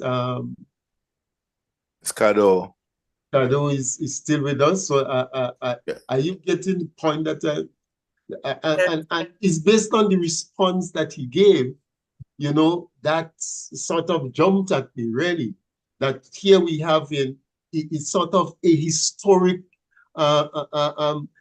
you know, a historic impact, yeah, on the psyche of the predator, who was the one that perpetrated the crimes back then, and the target, who was the victim of those crimes that took place historically. So essentially, we're seeing where the whole slave history is having a direct impact on the relationship that exists presently and the practices that's taking place presently, and the economic elements of it also that's involved. Ms. Scado. Yes, I hear you on that one. I was just thinking about, you know, going back in history, when you're looking at the Greeks and the Romans, when they would gather in bathhouses. Remember, men were bathing separately from women. So bathhouses are normal. It's normalized in their culture. So when Dr. Pierre was talking about us being forced to come here through violence and rape, it becomes a learned behavior. And if you're saying that it's based on the mindset, then yeah, that's where the deviant behavior comes from. But then we also have to look at the realities of being in these Eastern Caribbean states. I mean, we're not getting the equity that we should be getting in terms of our pay, in terms of the roles and the professions that we say that we want to invest when it comes to our people. And history has shown us that the Caribbean and Caribbean women, you know, it's been mentioned that if you want to have that much of a good time, then that's where you go. You go to the Caribbean for your sex tourism. You go to certain places in Africa for your sex tourism, and the Philippines and these places, right? People of color have always been oppressed by higher ranking people. It makes sense to me that if we have limited options, then we're only forced into specific positions. And when we're looking at the history of how sex and violence has been used in our community, you know, it makes sense to me that there's a propensity for corruption and for violence and the increase in these deviant activities. But another part of me knows that there are different levels of sex work. And there are people that are paying a very high price for the specific type of person that they are looking for that meets their needs. So, Pablo, I mean, there's no way that we can really get around this, because I'm thinking it's something that cannot be controlled. But Dr. Pierre, please let me know, you know, if there have been some ways of reducing that stigma of sex work in specific areas. Okay, then, well, my what I'm as you know, I base my what I'm about to say is based on my mind as a scientist, my mind as a rather than my mind as someone who brought up in the region or through religion or whatever. So I have two different aspects. So let's look at put on the scientific hat. So we know that there's economic challenges in the region. We also know that sex is a very lucrative industry in the region. We know that on average there are over $1 billion in of sex through the region. If persons cannot provide, the people are always in need for sex. Historically, we have from since civilization, even in the Bible there were prostitutes. So I say that maybe we should look at the way we deal with prostitutes. Maybe instead of criminalize them, maybe we should decriminalize it. For example, during a study, let's say Barbuda. So Antigua and Barbuda was a sex colony for a number of years. People used to go there to have sex in the breeding colony for during the time of slavery. And incidentally, because of that type of trauma and that type of experience, incidentally, Antigua now have brothels. Okay, so you can see the step, the socialization of the people. Exactly. So that's basically what, and they run normally. At the end in the evening, you will see the prostitutes. If you want to pick up a prostitute, that's okay. When we did a study, we were able to speak to them. We were able to go into the prostitute home, in the house, interview them, and find out of their experience. And some of these people are intelligent people. They get a work permit. They work for 6 months or 3 months. Nobody knows where they go. They go away. They do the thing. They come back. Nobody knows. So if we and when we did when we did what is called a tracer study on these people, sometimes when they spend maybe a year, 2-3 years in the business, not all of them, of course, but some of them, went on to live very normal life, very productive life. Okay, and that is from the data. Okay, but from my belief, I have another belief, but from the data we believe that maybe these things should be criminalized. Let's look at just suppose. So let's look at Canada. Marijuana used to be a crime in Canada. Having marijuana, the government decided, hey, let's deal with this marijuana. 2/3 of everyone used to be incarcerated for drugs. What we see now, when marijuana became legal in Canada now, the government benefits from it. There's a whole change. So in the government changed the law that said, addiction, drug addiction should not be a crime. Drug addiction is a mental issue. Okay, so could you imagine we as Grenadians, or we as people from the Caribbean, if we start thinking as the Canadians, thinking as though, and say, hey, when a guy is on drugs or guy is or whatever issues, if we treat that as a mental issue and treat that problem, I think we'll go a long way. So we see that maybe if I had to advise the government, I mean, I'm not an advisor, of course, but maybe we look at the way we deal with prostitution, because regularize them, give them, if you don't want citizens, let foreigners come in. I've interviewed a sex worker in the Dominican Republic. She was 29 years old, 3 children, and she started this profession when she was 7 to 8 years old. Wow. So 20 years as a prostitute. And that's it. She sends money home to her children. She comes, that's what she does. So for example, in Suriname again, same problem. Prostitution, all is nothing. Nobody checks on it. I mean, the foreigners, of course, will come, but most people, that's normal. So we put a lot of emphasis because remember that, you know, we're influenced by the church. Remember the church has a lot in Yeah, influence. I'll just come into Okay, that. and the church historically, the church has not, you know, I mean, you know, so this is what's happened. So we, especially the Catholic Church, and remember that the largest brothel in the Caribbean was established by the Catholic Church. Mm. You know, Yeah, Dr. that is Priya, for sure. I listened to you on the point that you made earlier on, you know, with regards those persons, you know, maybe affluent people, people who who you would consider regular people, and it's become a business. It's a means of where you raise, you know, you get yourself to a particular level of security financially.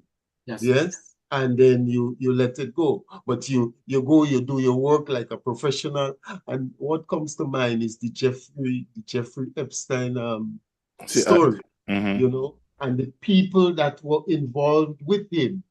You know, these were not those people that we were referring to earlier on within our environment.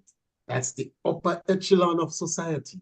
Right. You know, and you find that these people are involved in it, and you also find that well, this woman who was close to him, she was the one that was responsible for targeting some of those younger folks and getting them involved in the, you know, some of them went unwittingly. They didn't. They were not aware of what they were actually getting into until they actually got into it. You know, so you have all these kind of behaviors coming into play. So And what I want to say, for example, so you know, before you go on, Dr. Pierre, it goes back to what Ms. Cardo was referring to earlier on, the way some people are wired. Some people are wired differently. So even though you see someone of a particular status, yeah, you know, they're regular people, they hold prominent position, you know, whether in the financial environment, whether socially, you know, in government or whatever, because there were a number of people who were influenced by and who were associated with Jeffrey and what he was doing. Yeah, and I mean, we know the names that were mentioned. Yeah. And very influential people too. Yes. So what we have done in terms of our studies, in terms of our research, so what we looked at, as I said, we looked at our study, our methodology. We looked at the predatory aspect of violence. We looked at the perpetrators. Okay, so on an average, about, let's say you take 30 perpetrators, 30 victims. So about 3 perpetrators, normally we can control 30 victims. So what we say is that why focus on the victims? Focus on the human trafficker. In order to stop human trafficking, you must focus on the human trafficker. And our association with a company called the Liver Fund, someone could Google it, is the Liver Fund, Crime Stoppers and other areas, to kind of look at ways. So what we did is that we broke down the profile of who is a trafficker, who is a sexual offender that operates within the Caribbean. So let me just take a minute and just explain these things to you. So for example, the sexual predators define the victims in 3 areas. So first, you have the pedophilias who prey on women under the age of 30. You have what is called the hemophilias who prey on women between 11 and 40. You have something called the ehemophilias who prey on women between 15 and 19. I mean, we all hear persons who specialize in, you know, we know people in our community who specialize in going after school children. Okay, we don't specialize in. So these men have certain preference. So we found out, for example, I've interviewed a guy, a police officer, 34 years old, and he impregnated 16 women under the age of 16 years. Okay. Wow. It was a very, very interesting experience. So what we find out now, who are the predators? that visit the Caribbean for sex. So let's look at the topography, the profile of a predator who comes into the Caribbean. So for example, they're a black one, but it's generally a white male who cannot do these things in the country, in Canada, in the United States, because if they do it, they'll go to jail for life. In the Caribbean, the laws are relaxed. More relaxed. Okay, so these persons is between the ages of 45 and 70 years. They tend to own real estate. They either have middle, high income, or extremely high income. These people, when they come to the region, they're generally heavy spenders. They're either from countries in the USA, Netherlands, Italy, France, United Kingdom, Canada. Okay, 37% of them are family oriented. 37% are married. Okay, they generally come to the region for short visits, no more than 3 to 4 days. On an average, they visit the region mainly between Wednesdays and Fridays, and they leave the region normally either Sundays or Mondays. Okay, arrangements are made in advance of the encounter. So because they have heavy money, they're very rich, they normally do not come. The women, the girls are shipped into them. Some of them they may go on a yacht, and the girls will come on the yacht and they will do the thing. So the victims enter the country by sea. They conduct activities in private homes, Airbnb yachts. Some have private homes in the country. So for example, a man may have a private home somewhere. The victims come, he uses them. They are mostly businessmen or professionals or retired person. And I said, they have these predators are what is called ethnic specific, meaning they have specific preference for the victims. Wow. And this is basically the profile that we have developed, because what we found out was that who's a human trafficker? Nobody knows. So we have to now develop from data from this 198 million sets of develop that profile through artificial intelligence, through other areas, to develop that profile of how persons or law enforcement can identify these people, because the region didn't know. So that's what we try to do, to use the science in itself to develop that topography, that type of profile, so law enforcement can identify them. Wow. And this is what we do. So we looked at even though, as I said, many organizations don't like what we do, in the sense that they feel that we should focus our research on the victims. But I said, why focus on the victims? Let's focus on the predators. If you know the predators, if you shut down 100 predators, that is 3,000 victims you set free. Mm-hmm. Wow. I see that Hugh Lawrence is asking another question on the feed. He's saying that in Trinidad and Tobago there has been only one person convicted thus far in human trafficking. Yes. And he says that based on your findings, he asks, based on your findings, what do you think is the reason or some of the reasons for our poor arrest and conviction rate? And what recommendations can you suggest to increase and improve the low arrest and conviction rate? Right. So Trinidad generally has a very low arrest ratio. One of the murder to apprehension ratio is very low, under 14%.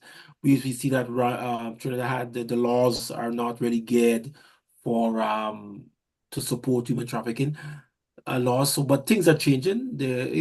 And I believe that they have to have special laws. You have to have special laws to arrest persons, because it's very, very, very.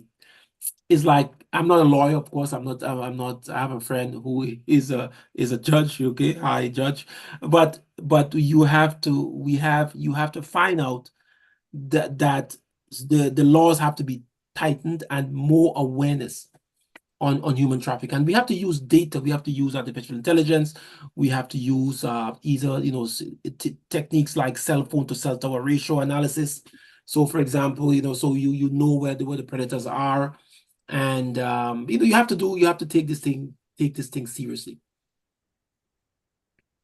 I agree with you, but when economics is involved, seeing a white man come into the Caribbean from the age of 45 to 60, he is going to go undetected. No one's really going to say, hey, you know what, maybe we should watch this guy. So he goes along his way undetected. Right, and as I said, we have to thank, as I think I mentioned that before, we have to thank the United States. Because without the United States, without the U.S. State Department, this whole issue of human trafficking would never really been taken so seriously. We also have to thank the Canadian government for their part. Based on the study in 2022, I think that the government of Canada had brought down some of the Navy to help the government of Trinidad do some studies, do some research. So these countries are acting. The British High Commission also, I met with some of them, and because the whole issue of human trafficking, remember that we are on the field. We do the research. Most 80% of people who are in the studies have never met a human trafficker. I've never met a victim. I've never, guys like Damien Schoon and all these guys who, he will, kill you for nothing. Okay, but. So we come from a background where we do the research. We went on a boat from Haiti to Venezuela, 16 hours. See how these guys operate. We went from the Haiti, okay, to from El Tonte or all these places in Haiti to the Turks and Caicos Islands. I mean, it's a business. It's a business. It's a multi-million-dollar business. Okay, from the Haitian roots, they come from Haiti, come to Ghana on Copa Airline. From Copa Airline, they migrate on foot to the French Guiana. I mean, all these are routes that we discovered and through our research, and which kind of help. And we also have to thank like organizations like CARICOM Impasse and the RSS and all these people for helping to contribute to the lessening the effect of human trafficking. Persons like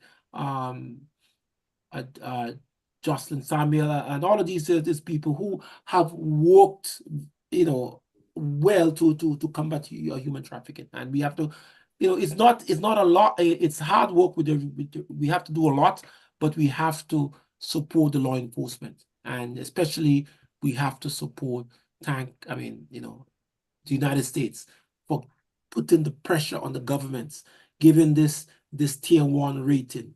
And so the United States have been instrumental. The U.S. State Department, they have been instrumental in this fight. And I just remember when we interviewed the Grenadian men who were trafficking, who were forced to take drugs on them. We informed the U.S. Embassy. We met with them, the U.S. State Department. They were willing. They engaged with us, and because they say, hey, they reach out to the government, say, hey, if you need support, we will provide it for you, because you cannot stand up as normal fishermen cannot stand up against 2, 3, 4 boats with AK-47.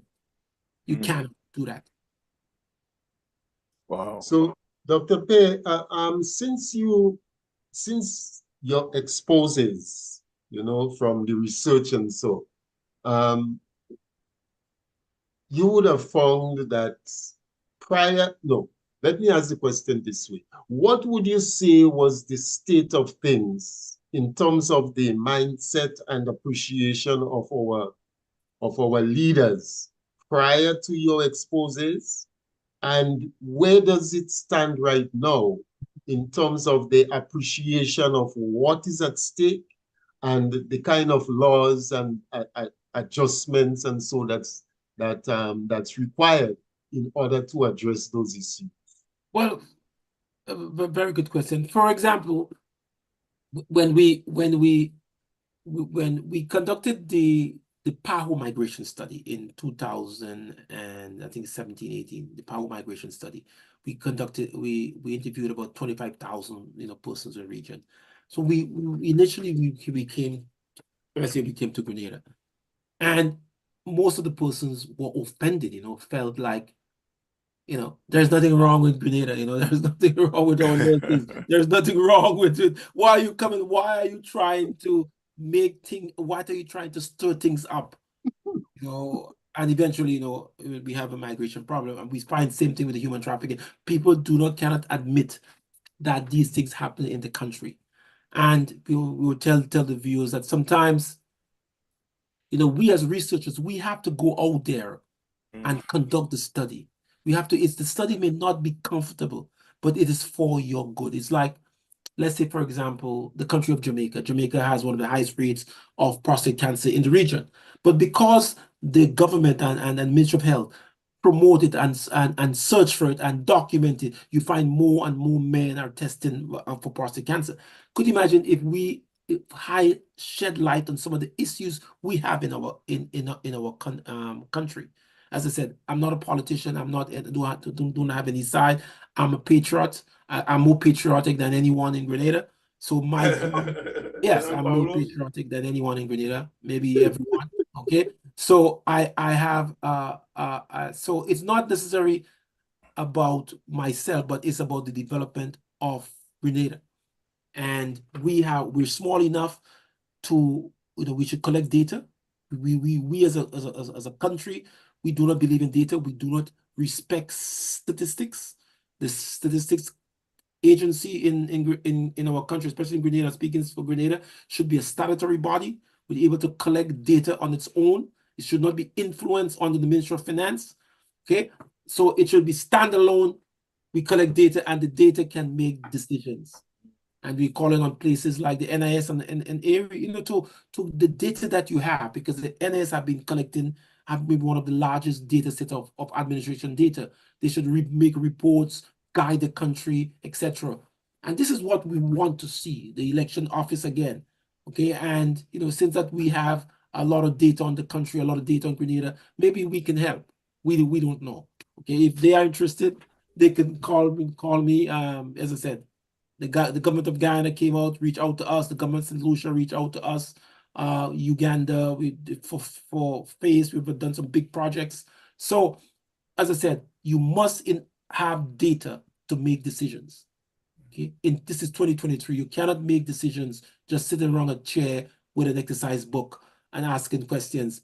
That's not enough. You must make the decision based on body of data, artificial intelligence, machine learning, surveys. You have to do the survey, and it's not my word.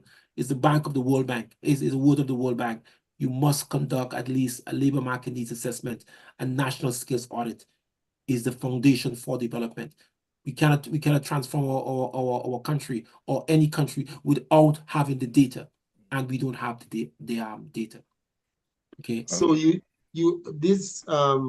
was the question I was about to ask you. I was about to take you out from the sex orientation for a bit, and let's get into some of the other elements of your studies, and you've walked right into it, speaking of having done work for Guyana and so on. So what would have been the specific areas of focus with that kind of work that you've done there?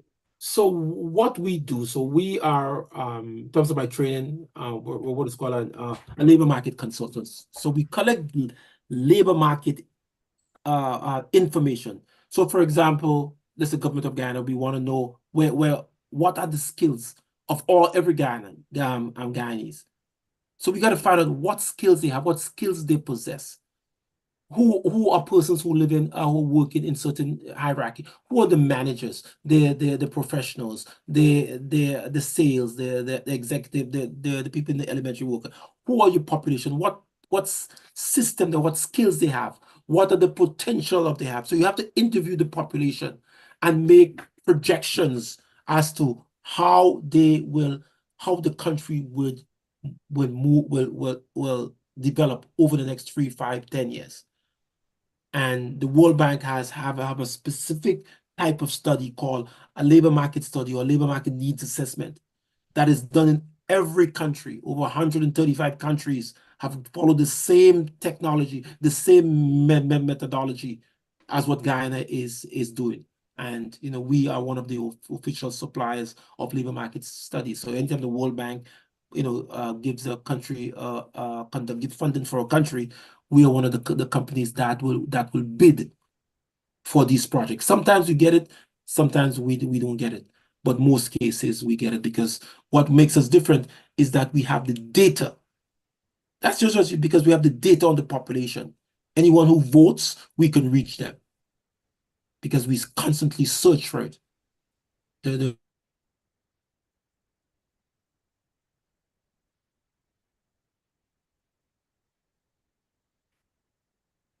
data we gather and make a decision. If you go to the elections office, you have this big sheet of voters. All of that we have inputted in our database to make decisions. And thanks to Google, you can just type in information, get the information on and we make decisions based on that. It seems like Ms. Cado wants to say something.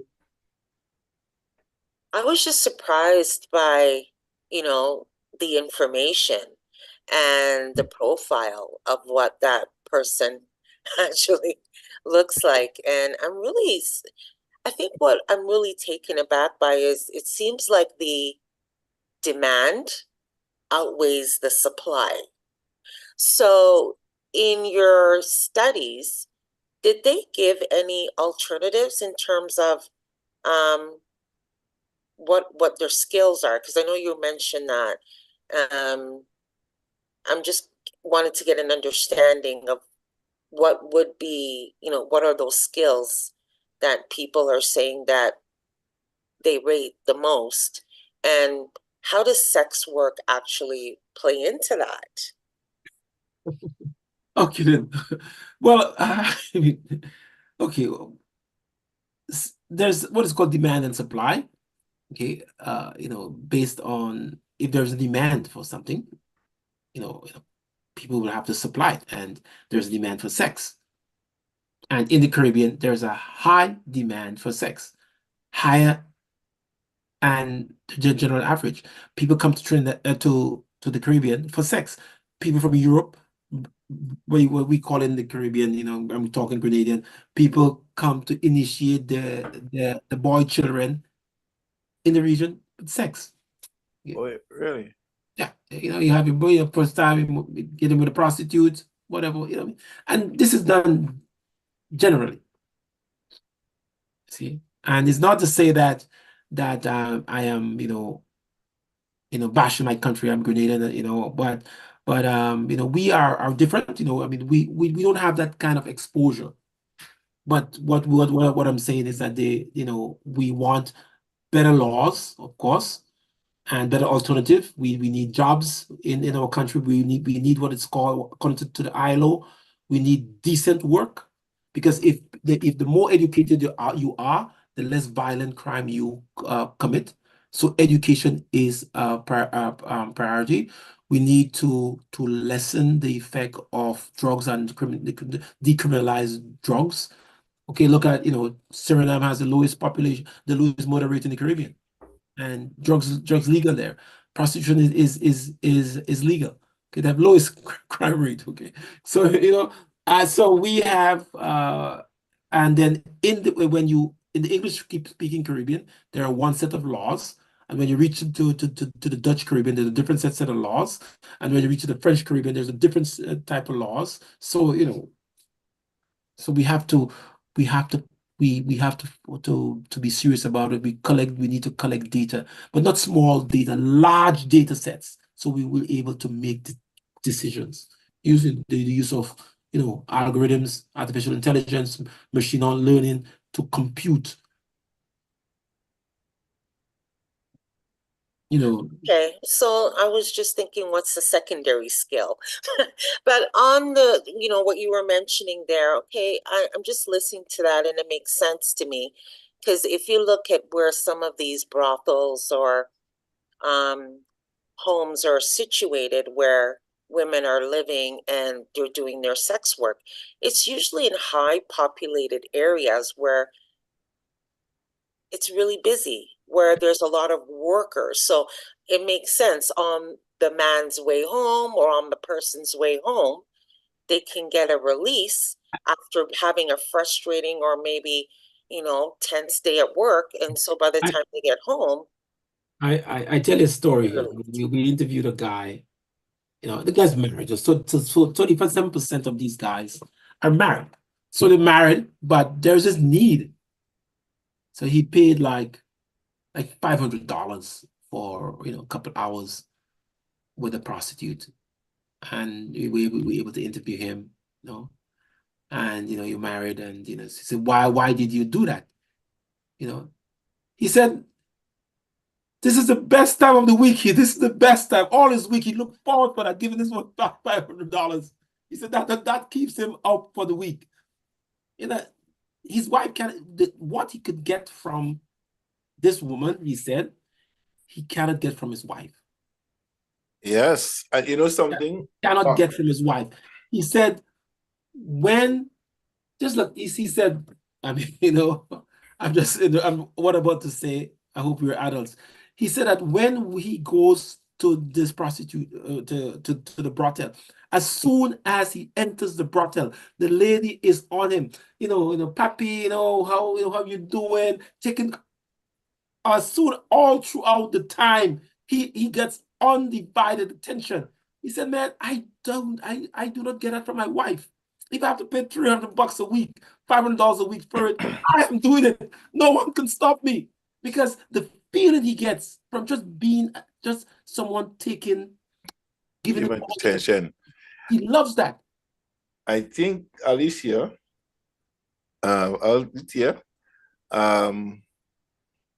last conversation, last week Tuesday night show, why men cheat. Here's a perfect example why men cheat. Yes? The woman is not supplying. They get comfortable when they're married to the man. They don't feel the need to romance him anymore.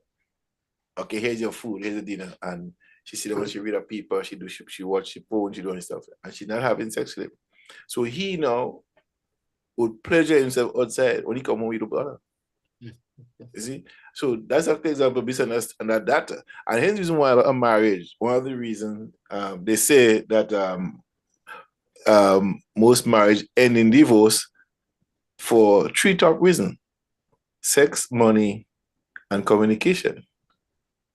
You see, that's it. So remember that based on study, I think is the Journal of Psychology, and I think it's the Ram Corporation. I cannot remember. I think either the Journal of Social Psychology. I think it's either the 2018 October issue or the 2019 October. One of them. I stand corrected that. Men love attention, okay? Men love attention. Sex is reduced to about 17% in a relationship after the first 3 years. You meet somebody, you have sex. After that, it reduces. But what keeps a relationship is communication. So if you don't have that level of communication, and because you have communication, attention, and sex is important. Sex is important. And if the man does not get it, he may look for it elsewhere. Elsewhere, yeah. You have to have a kind of almost a Joseph spirit to run away from it, But again, if you're thirsty, any drink of water will supply that thirst, quench that thirst. And I think that will happen in many cases where you have this sex trading business going on. And hence the reason why men leave Europe. Yes. I saw that they have wives at home. I mean, 70-year-old men, they want excitement still at 70. Yes. And what happened is that is that we have to look, kind of review our laws. Okay, if we're a tourist country, we know what tourists wants. We have to review our laws, and country where in terms of tourism, where sex is a little sex tourism. Yes, it's a growing business. We can we don't have to. We can deny it, because most people who deny it, they make decisions without data. I can say, because we have conducted, I mean, the human trafficking study was the first study in the Caribbean. And when the study was done, people just said, that's not true. There's no brothels in my country. That's not true. Why are you giving my country a bad name? And there was the amount of resistance we got. But when we produced the data, people said, and when you hear the issue of human trafficking, when you heard about the Venezuelan, people said, oh, that's it. So I'm sitting here and I'm listening to you all speaking about this, how these kind of situations impact on the marriage life. And I'm seeing families that I know, people that I know, husband and wife that I know. They don't break up. They don't get divorced. They're still living together. But the relationship is different. You may see them going to a particular function together. Yes? But outside of that, they're out there and they have their whatever affairs and so on. And I mean, the wife knows about it. Yes. She knows in some instances, child or children come into the picture. Yeah. But for real. They remain man and woman. They remain man and wife. Yeah. I mean, we grew up in, we grew up. Yeah, that is something that is quite a man and your guy he had children around the same age with about 3 or 4 women. And it was standard. He married, but he went out. he was prosperous, so he got he had many women, and that's so as I said, because of our culture, the church has what we have a certain mindset, and as I said, this is not to degrade anyone, but this is just for educational purposes. As I'm here to give a first-hand view, because we were the one who conducted the largest human trafficking. And again, this one who goes conducted the PAHO migration study. Company that conducts maybe the largest set of. We have the largest set of database in the Caribbean. So we have an authority to conduct these research, and that's why many organizations and many governments in the region use us, because of the comfort they have. And we also have to thank the Canadian government for providing that sort of assistance to us. We have to contact all of the other banks and who provide the financial assistance, the Canadian Export Development Corporation, who have been able to provide all these sovereign guarantees and stuff for us. So we cannot do it by ourselves, and we have to work together with everyone. And what we ask of people in closing is that have an open mind. Read, if you could see someone in need or someone in distress, reach out to them if you cannot, because it's easy to see someone who is trafficked or abused. Say something. Don't just remain silent and say it's not your business. Okay, be a good Samaritan. Go out there and help people, and that's all I have to say. Well, before you finally close, there's something that I had meant to ask, that I want to ask, but I want to make my closing before I do. Because we have a tendency, many of us are in denial about the impact of that dispensation back then on this dispensation in the now.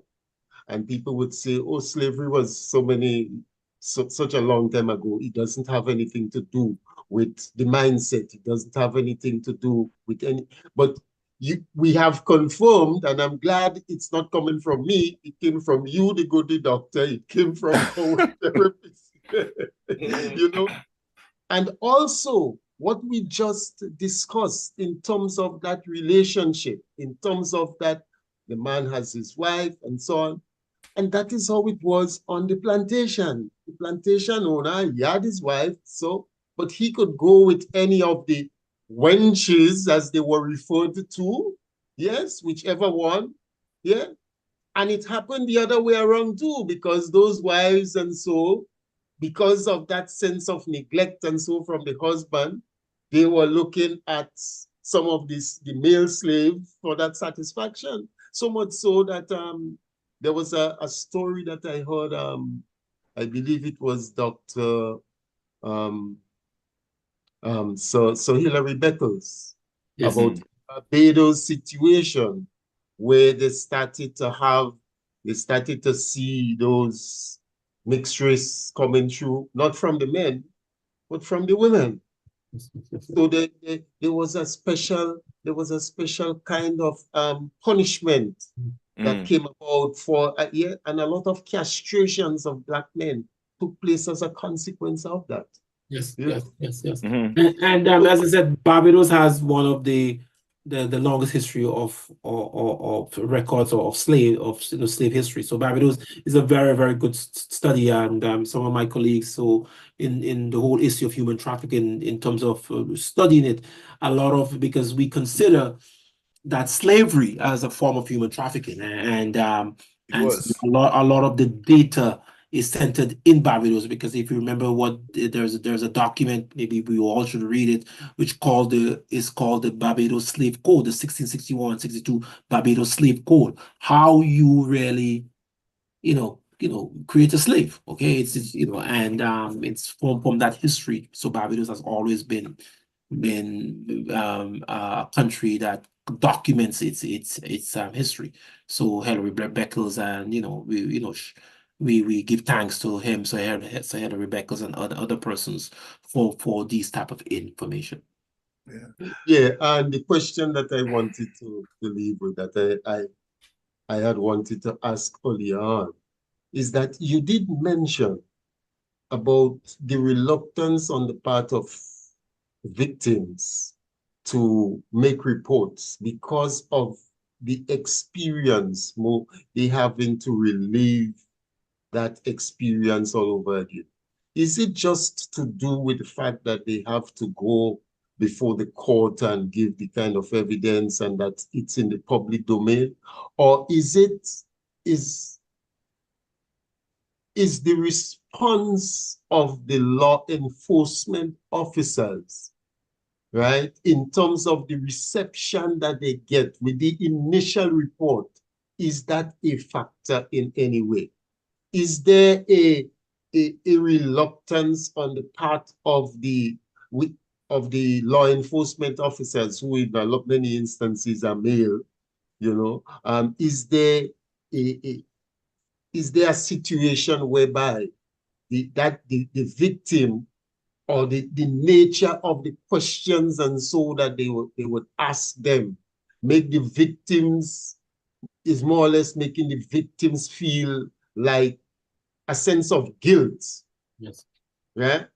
Yeah. Rather than just the fact that you that level of empathy, right, that is required, because at that stage you're looking for some kind of empathy, and if that is not forthcoming, right, and the nature of the questioning is more or less indicating that, like, you had a role, that you were responsible for what you experienced. Do you find that to be the case?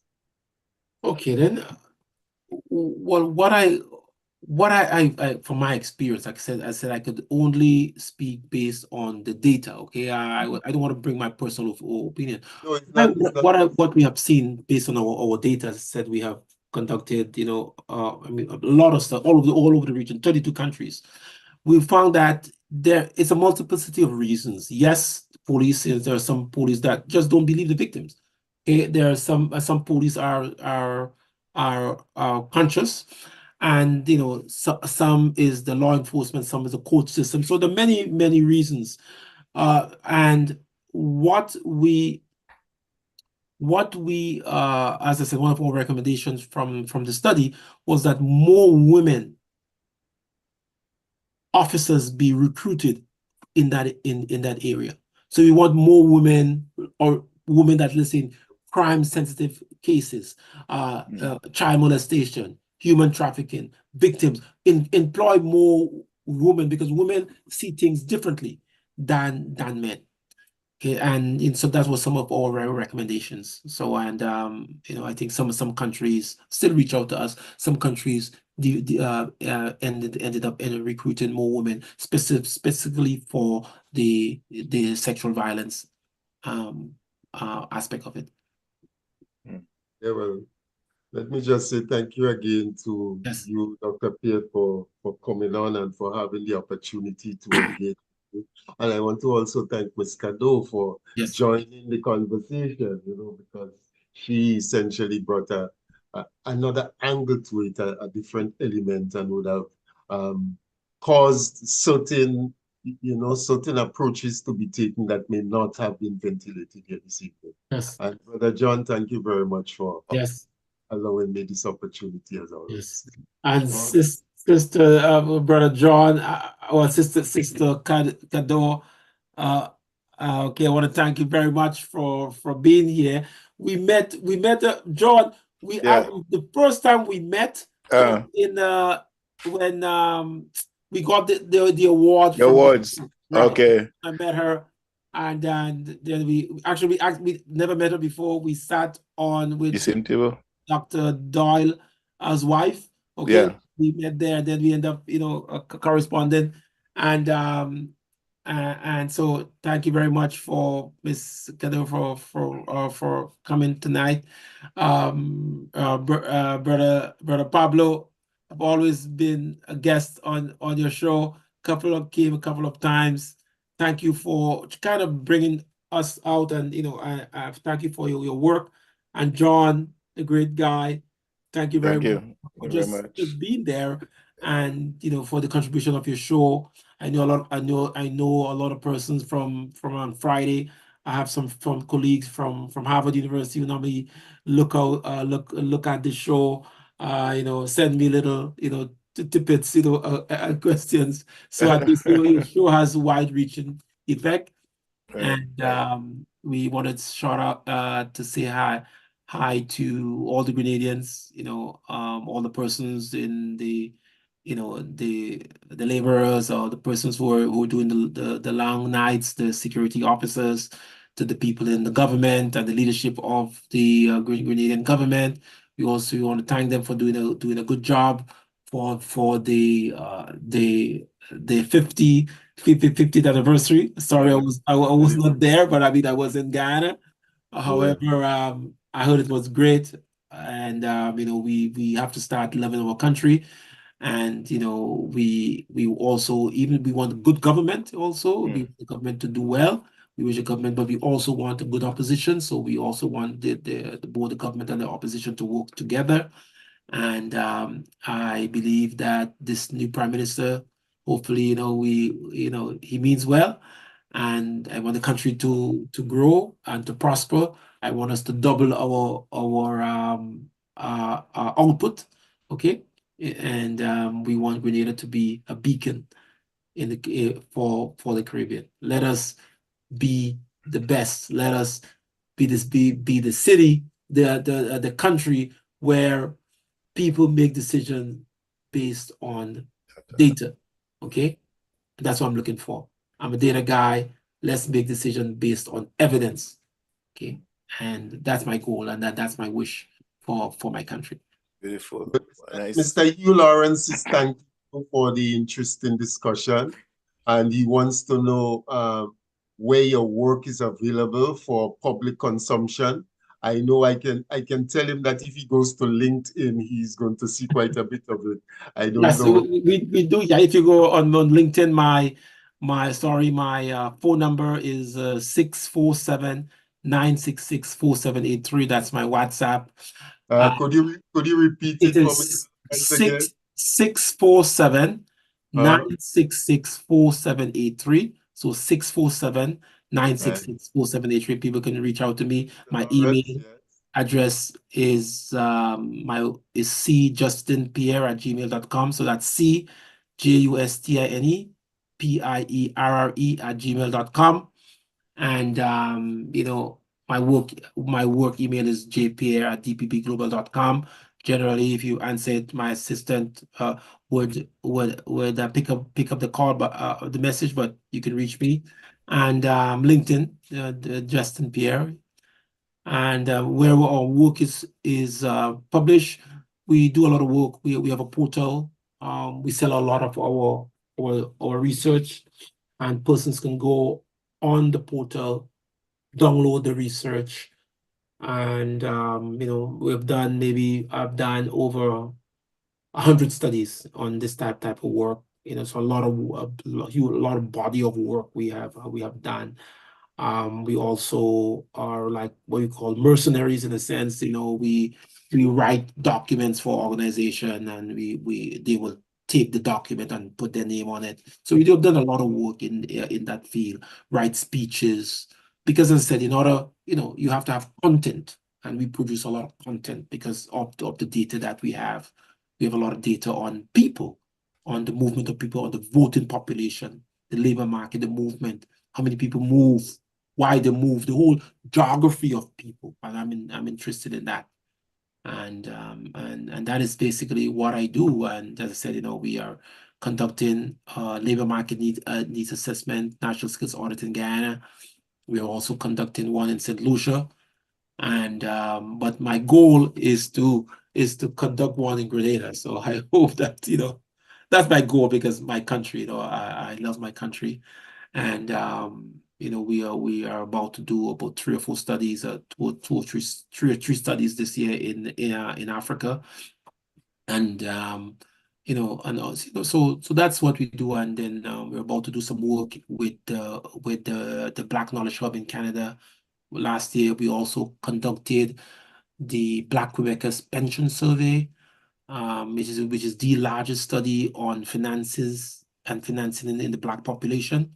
We conducted 38,000 Black people in 76 areas in Quebec.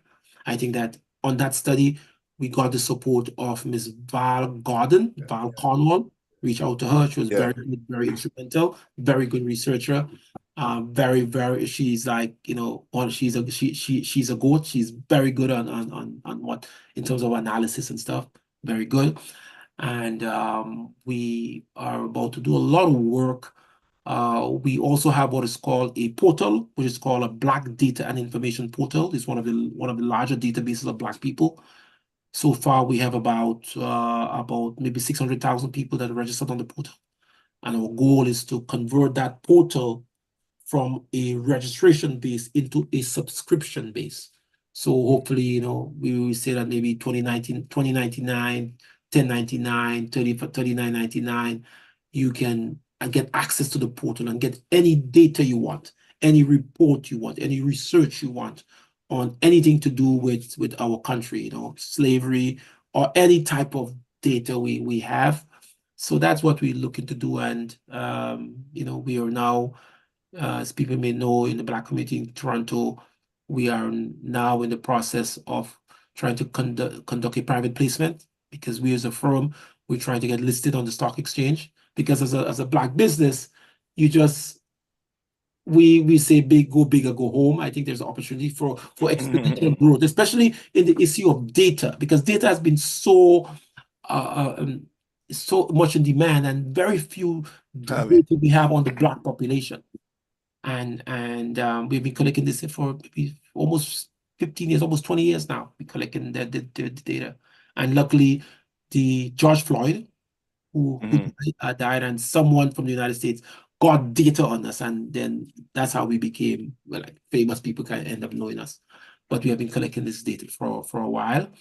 And we lastly reach out to all of the statisticians in the region, or the Kalim from CARICOM, and Timon Charles, and Mr. Nikita Paul, and Edwin St. Catherine, and Sean Matrin, and Satchel Edwards, and everyone, all of the statisticians, Dr. Philomena, everybody who's in the field, Gail Archibald, and everyone, who Dr. Gail Archibald. So shout out to everybody. And lastly, thank you for having me here. And without you, we couldn't do the work. John, you were the one who kind of brought us, give us the visibility, and we want to thank you very much for that. Yeah, more than very welcome to that. I also want to put another element into this mix, because one of the sessions we had here, there was an element where you spoke to doing business plans and yes, and info.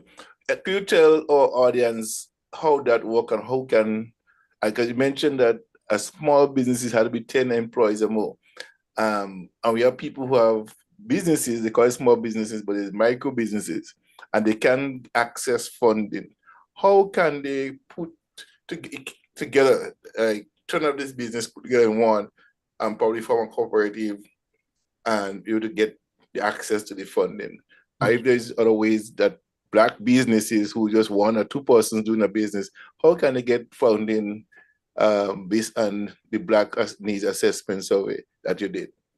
Okay, that's a very good question. So there is an organization by the name of FACE, the Federation of African Canadian Economics. So facecoalition.com, everyone, and they, the government had entrusted them to on loan $166 million to Black people into 2021.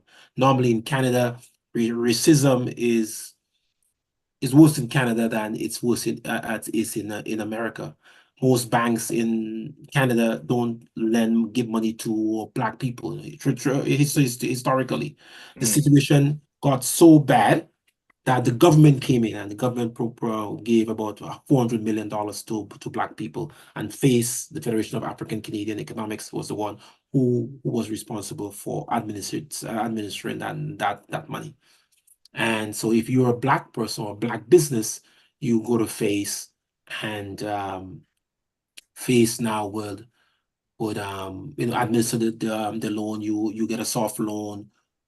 And in last year, our firm and another firm called MNP, the TD Bank has a specific project to help Black entrepreneurs to do business plan, financial statement, and tax returns. And our firm was the one who got the contract. So our firm and the firm by the name of MNP, who got the contract to do these business plans. So what we do as an organization is that we do business plans, financial statements, tax returns to everyone, but specifically Black people. And these people will then get the opportunity to qualify for a loan. And so far, it has been working very well. So that's so anyone who maybe wants to do a business plan or in financial planning, they can also always reach out to me, and we will guide them through their process. In terms of data, in terms of the analysis that we did, so we also did the first ever labor market needs assessment for Black people in Ontario. We did what is called a rapid labor market needs assessment, and in the analysis, we found out that there were 27,640 Black employers, and most Black people businesses have 86% of all Black businesses have less than 3 employees. So they're not considered they're not considered small firms. They're considered what is called a nano firm. And nano firms, according to have specific conditions. So we believe that in order for Black, it's very difficult for Black business to grow, because 8 out of 10 Black businesses fail within 3 years. So a lot of support, and this is where we come in as a firm. We come in as a research firm, as being the largest research firm Black research firm in Canada, we provide that level of assistance, that level of consultancies. Myself, well, not really myself, but Dr. Edison Doyle, who is who is specialized in that. He's a CA. He's the one that handles that. And other organizations. So if you need a business plan, all of that we can provide. And you can go to Face Coalition for the loan, or you could always come to us. And that is me. Is there a small business wants to get a business plan done and it doesn't have the finances up front? Is there a way that your organization could facilitate that within the loan itself, or the grant? Yes. So we got the contract for the MMP got the contract for Quebec. We got a contract for all of Canada. So if just come to us, as I said, it's www.dpbglobal.com, or if you just come to us, we will provide assistance to you. Financial planning. But what we do a lot, some of the business plan, what we do, we collect the data for most of the organization. So what companies, what we do, all of the reporting, all of the research, we will do for the company. And I think they pay about maybe around $250 to $500 a month as a retainer, and we do all of the research. So instead of having a research officer in your work, you just pay us between $250 and $500, and we do all of the research, all of the reporting, everything you have to do. We become your back office, and which is a great help. Okay, nice. All right. Well, it has been a plumb pleasing pleasure as well as a privilege to have you here with us, Doc. Alicia, thank you again for coming on a very short notice to have you here with us. And as usual, Pablo, my buddy, out there in Sunset City, Guelph, and St. John's, and Victoria, always ready to serve. I know tomorrow morning we'll be back here tomorrow morning at 10 o'clock. I sent you the thing, Pablo. So we'll open down and really listen to it tonight, and we'll discuss it tomorrow morning. Dr. Pierre, I really want to, when you finish that other survey on Grenada, I probably said, can I forward it to Pablo and to ask questions too? Sure. So okay. Lastly, I mean, I've said this is my last but we are conducting a study. We're conducting a study hopefully in Grenada with about 10,000 participants about basically about transformation, asking them if what happened, if the lives have been transformed over the last 2 years with the new government, what's things like that. Very, very, very maybe about 17 questions, but we want to get a larger database. And as I mentioned, we're in Pablo constituency, St. Mark's, we're getting the lowest response from there. So we're asking Pablo, hey, get some of your people, reach out to us. We want to get a good sample frame so we can make good statistics deduction. We want to ask people, has your life, Pablo, been transformed over the last 2 years? Financially, okay, economically, socially, etc. You see, we want to know more about the Grenadian voters, because these are the most important people in the country, the Grenadian voters. Yeah, because I think your survey as a sort of a catalyst for the election.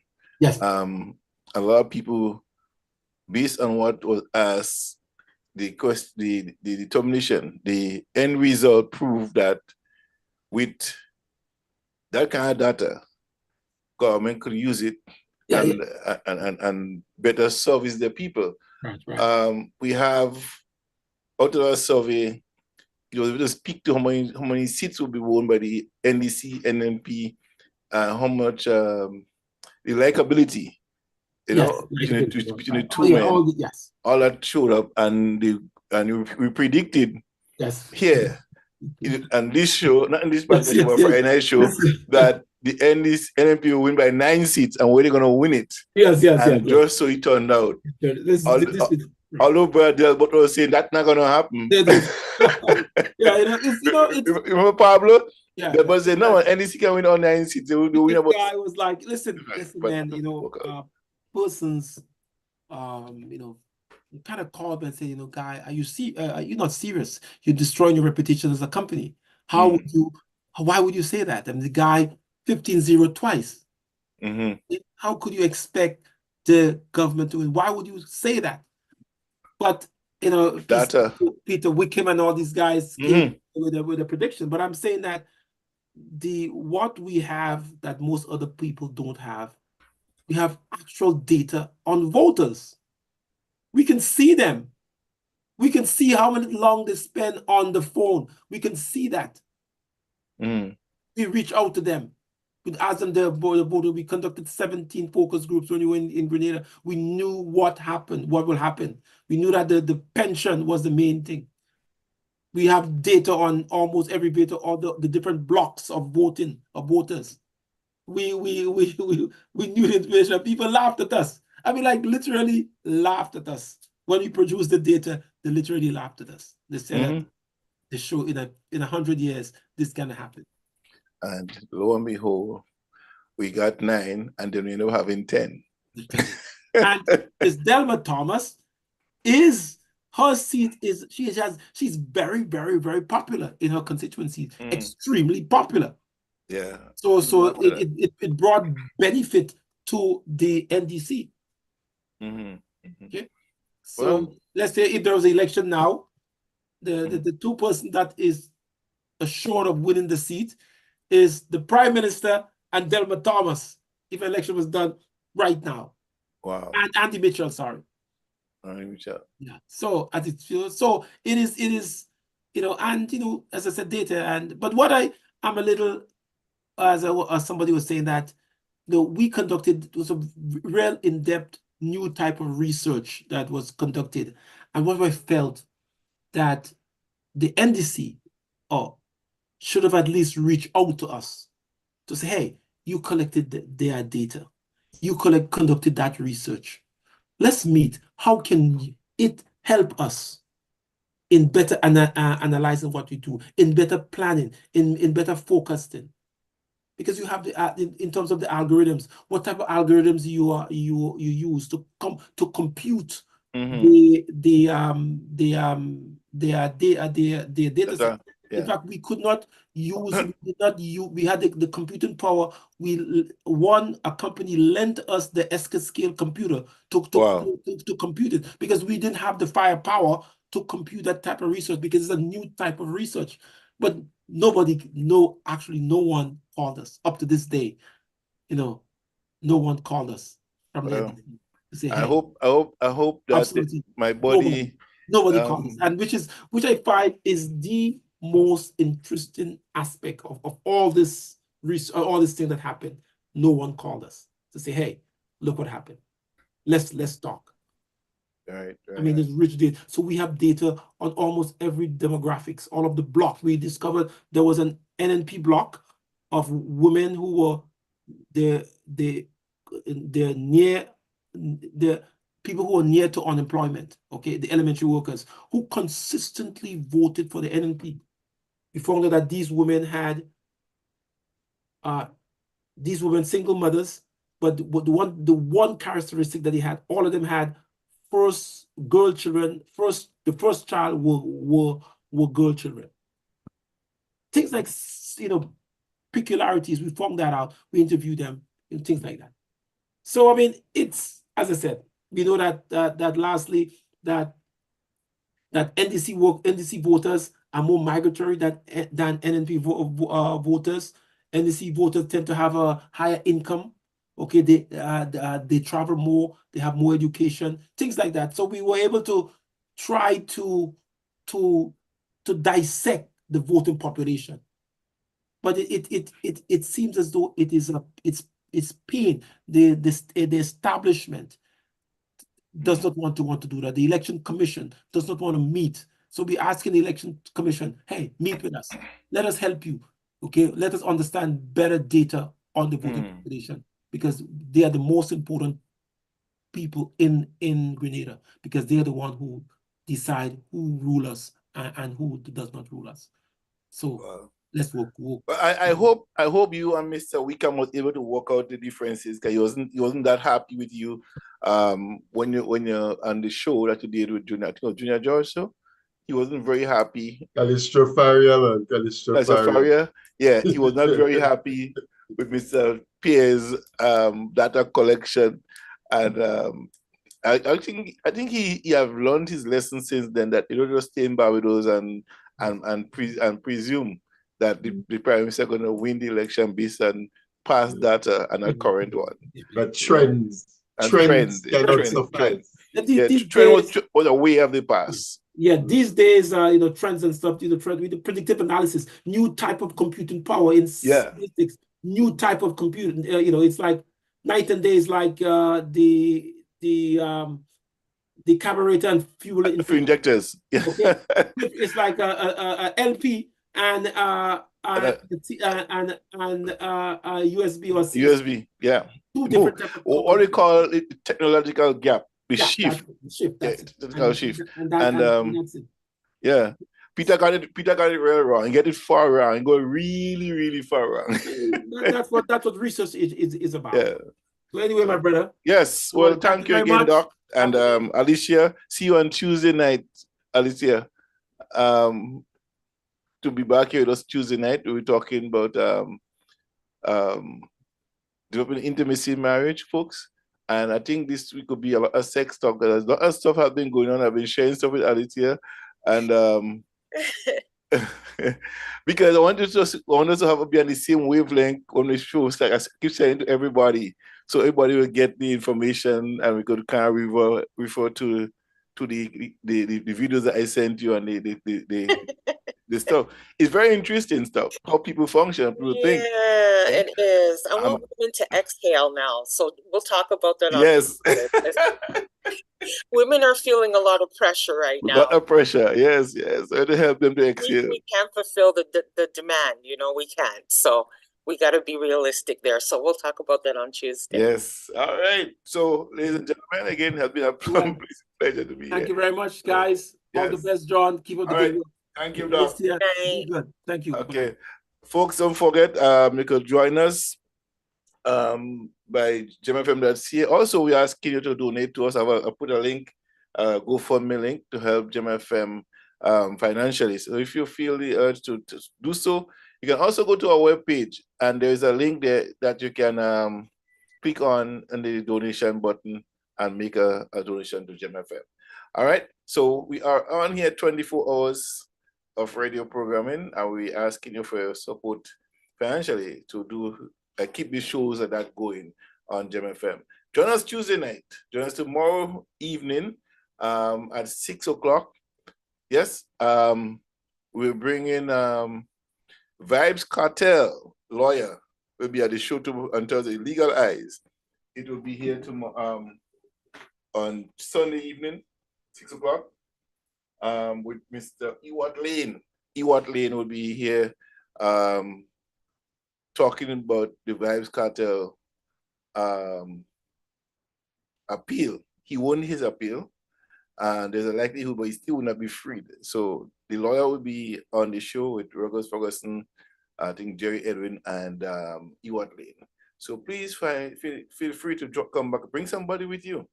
All right, check us on YouTube and subscribe and follow us as Genesis Personal Meeting Room.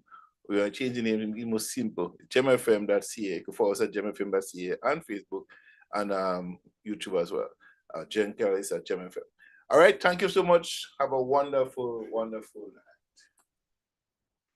night. And 106.3 Vibes FM and on all social platforms every Sunday at 7 p.m. for 1 hour of exciting information, providing valuable legal information to the public. Join us on Legalize, a legal education program hosted by Joseph Ewart Lane, the holder of 3 law degrees, including 2 Masters of Law degrees, and the legal education certificate from Hugh Wooding Law School. Legalize will open your eyes to the rights and duties, do's and don'ts, and some of the intricacies of law as Lane engages attorneys from Grenada and across the Caribbean to discuss and drill down on current legal issues, including cases decided by the court.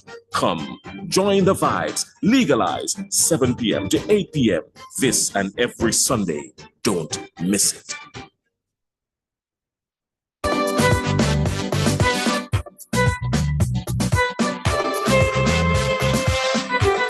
Hey yo, this is Boise Big, you know. DJ Soulaholic, taking real music and bringing it out to the world.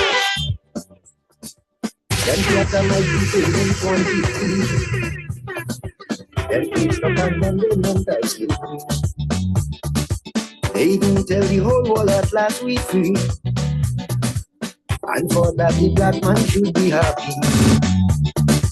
But friends, when I look around, I could see what they did was lie and mama guide me. Because presently in my birth country, still them hypocrite have access than me. Hear my plea, freedom is what we need. Freedom, not make believe. Freedom is what we need. Freedom, not make believe. Sing it, children, for the young and the old. Every boy and girl, let the message be told to the whole wide world. Freedom, freedom, freedom, freedom. Save the children.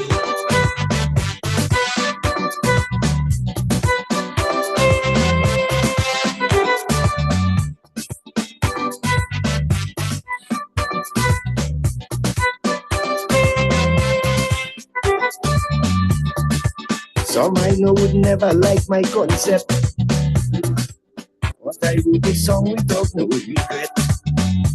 DJ I can feel Soulaholic. like the rest and pretending I am not conscious about what's happening. Look how much Africans now still dying, and the pagan world still don't do nothing. But quickly they rush in the rock fighting.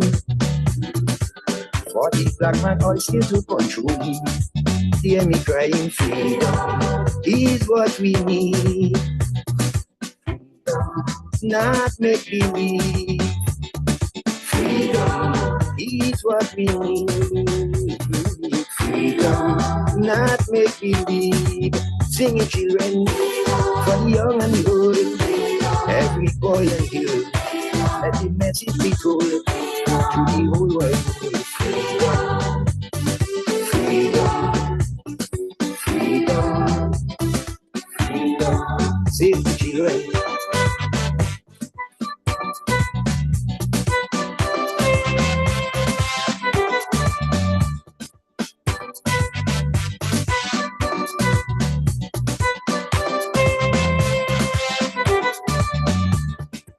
Nelson Mandela, a true example.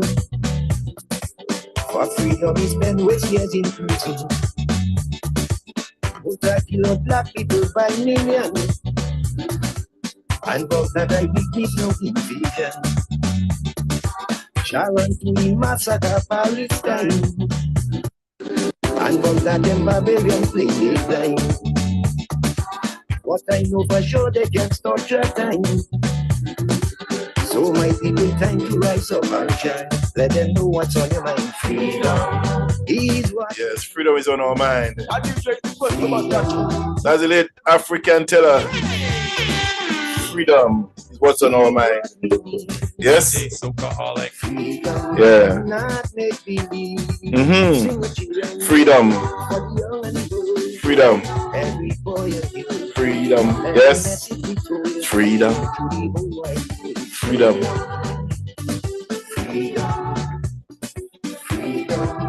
Yes, yes, yes, yes, yes. freedom. I want you to join us tomorrow morning. You to join us tomorrow morning at 10 o'clock when we'll be discussing Dr. Didicus Jules' presentation, March 13th, 1979, 45th anniversary discussion on Wednesday night here on JMFM. Pablo and Delbert Badis will join me, and Unison Joseph, and among others, to discuss the presentation that he did. Very interesting presentation when it came to Morris, and the person who Didicus Jules, many people know he was really close to Morris, and he made some disclosures, and I was like, wow, I was hesitant in a sense when he was asked to speak. Because last year, the president of Guyana, former president of Guyana, came to speak as a guest speaker, and he really did give those guys some blows, in the speech, not understanding what happened inside, and he was all speculative and just chopping up left, right, and center. And I was kind of worried that Didicus would have done the same thing. But he was from inside. Even though he was a Morris supporter and sympathizer, he came from the inside and able to do a real cool presentation and talk about Morris weaknesses and stuff like that. Because, boy, I tell you, if you don't know, you don't know. And I think information, knowledge is really important to us to know. And that's why we should get some both sides, not just from Bernard and Morris, but get from both sides of people who was there in the room on the night when Morris was asked if he started a rumor, and he couldn't answer it. First of all, he said he denied it, and then under pressure, he couldn't. He just froze. He couldn't do it anymore. All right, and so that was a big thing for him, and that reason that Bernard Coot came back in. Excuse me. He left the party. And the work fell apart because he was the architect of the party structure and working. And the Morris took over to spearhead it. And after he left, and it was just falling apart. However, it was interesting to find out that Bernard was running the economy, and every aspect of the economy was doing very well under Brown leadership. Every nook and cranny of the economy was taken care of, was looked at and addressed, and make sure everything works. And the party work was falling apart. And I said, at the level of the people, they didn't know what was going on. And the question of bringing it to the masses was a big mistake. They could solve the problem within it inside for themselves. And that problem, you get the masses involved in, that create a problem. Bigger part Peter the picture. But it's when you don't know, you know something, and get to know more of what you know, it all adds up together. And I'm looking forward to a discussion tomorrow morning. Very, very healthy discussion tomorrow. I think the Pandora box and what happened in Greener had really opened on Wednesday night. So if you need a copy, you didn't listen to it, get a copy from me. Just email me and say, hey, John, can I have a copy of this Didicus Jules thing? I could go on YouTube. It's on YouTube as well. Just look for JMFM.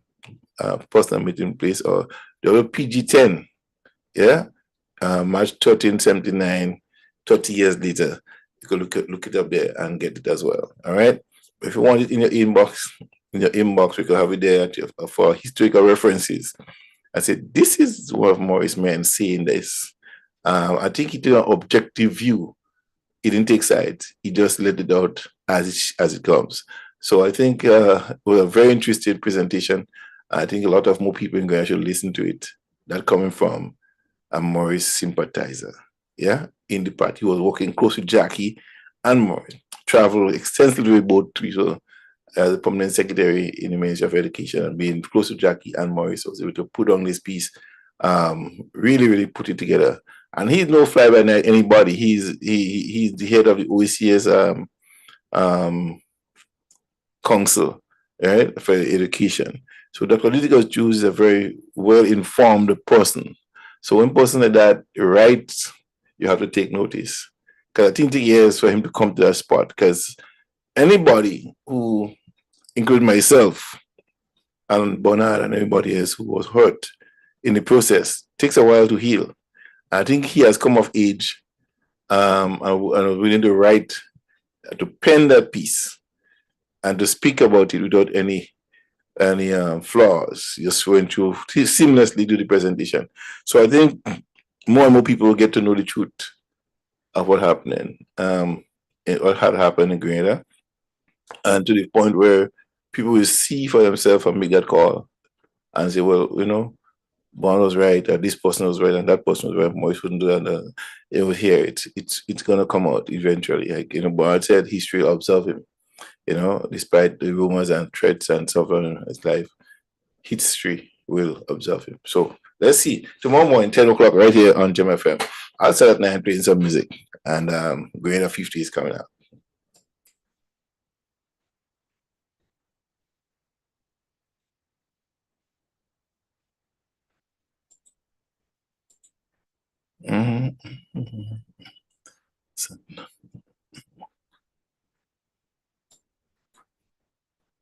It's a tile up on my island. Best believe my list gon' be like 5 miles long. Leave is love that makes me sing this song. The cleanest fields are the waters. Friendly people meet in every corner. Togetherness and love is what we stand for. We stand for. We stand for. Oh, island in the sun. Look at how we've grown, how far we've run. 50 years we strong and more to come. More to come. More to come. I'm going higher. 50 years we're blessed with fortune fire. Still reaching for more. Going up, going up, up, up, up, going up, going up, going up, up, up, up. We're going higher.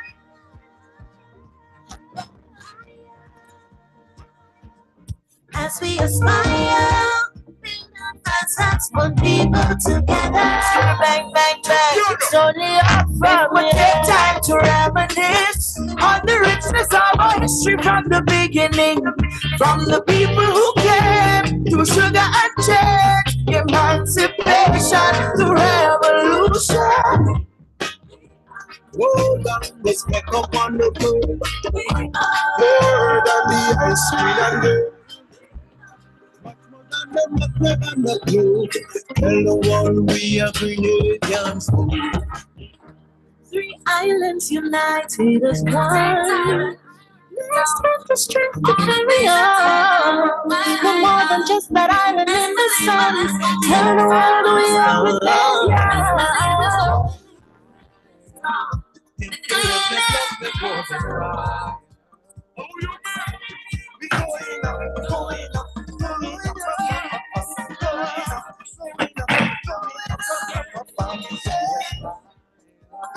Build that hands that won't be put together.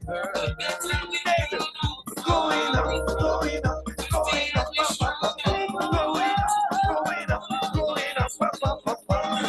Really and truly, can't find the words to describe how much contribute to it.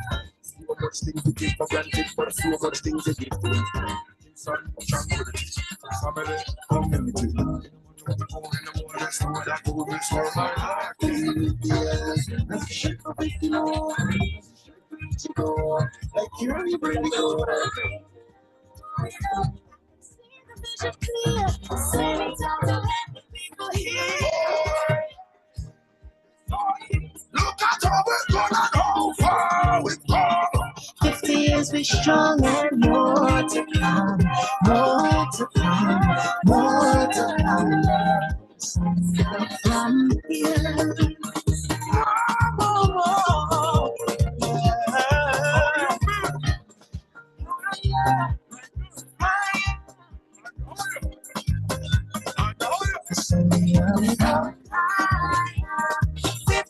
We're blessed with ocean fire, still reaching for more.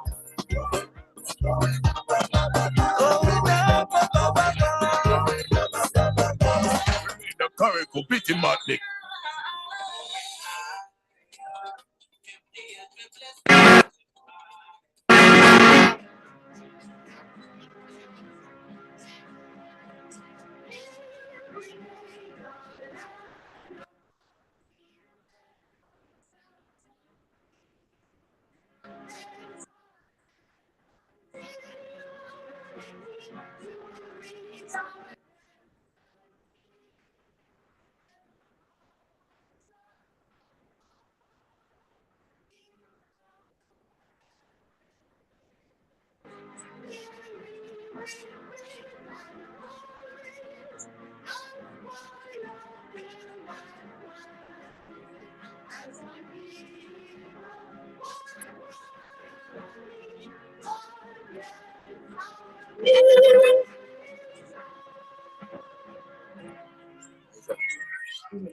Okay.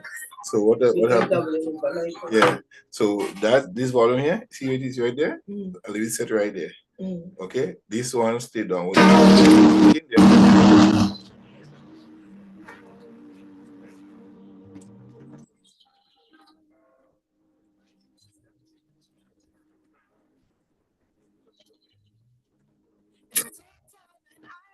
All the things that I love on my island.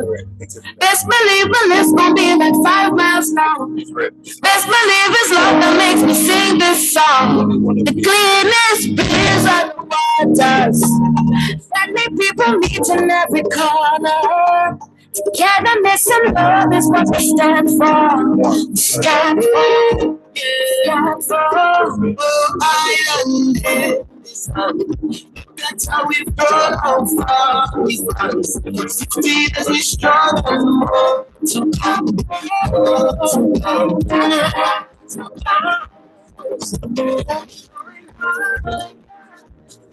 It's my best with push.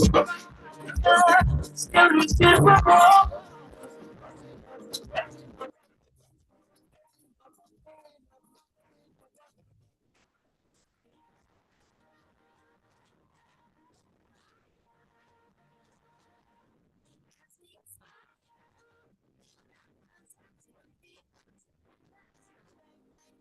It's only a time to reminisce. All the riches I want to see from the beginning. All the people who care. We're about to decide to lose.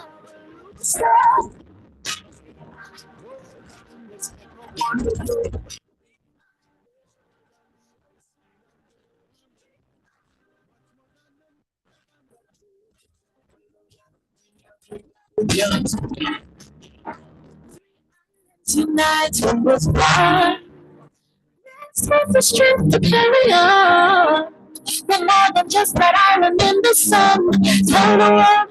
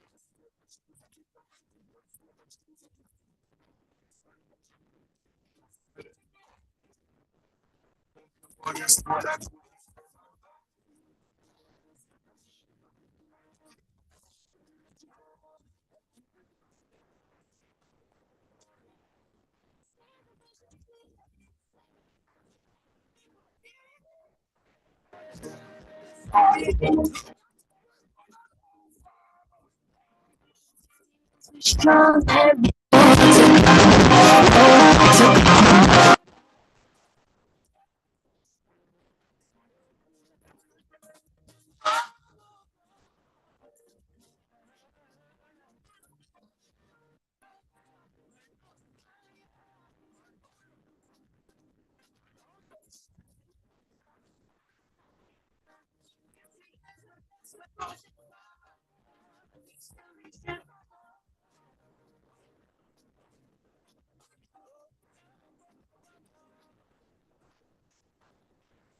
Compete madnik.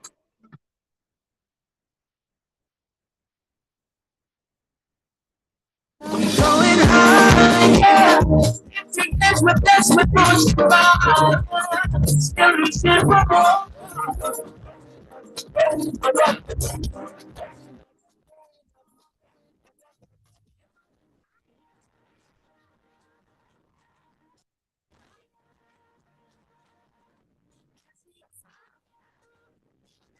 The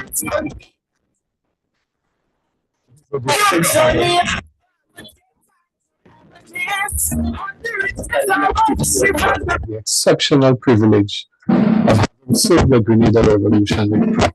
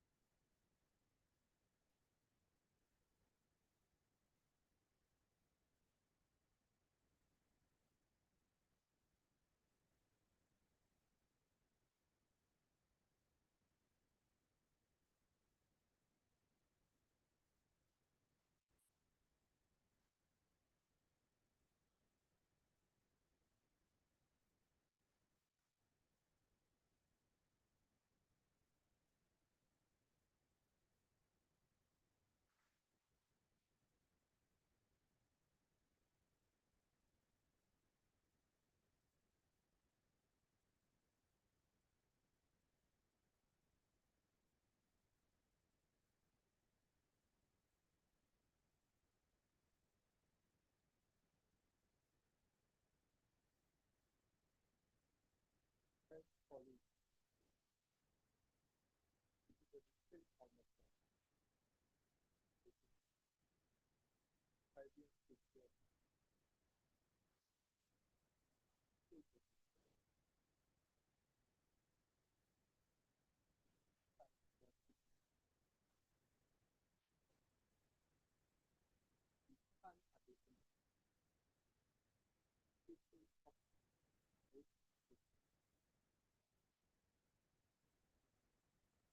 Either the highway or the low road.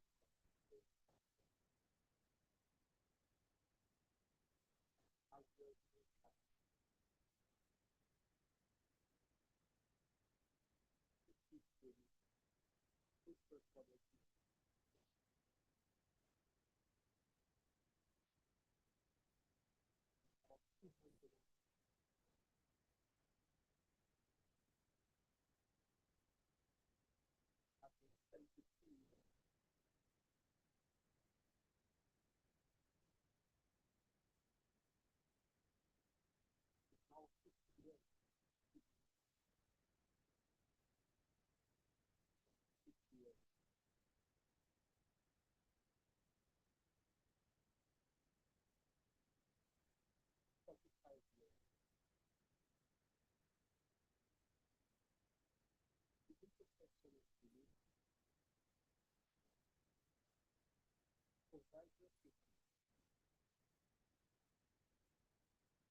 It is a time to recognize that if today we continue to fight the battles of yesterday and maintain the acrimony of times past in present time, we make the future a sustainable.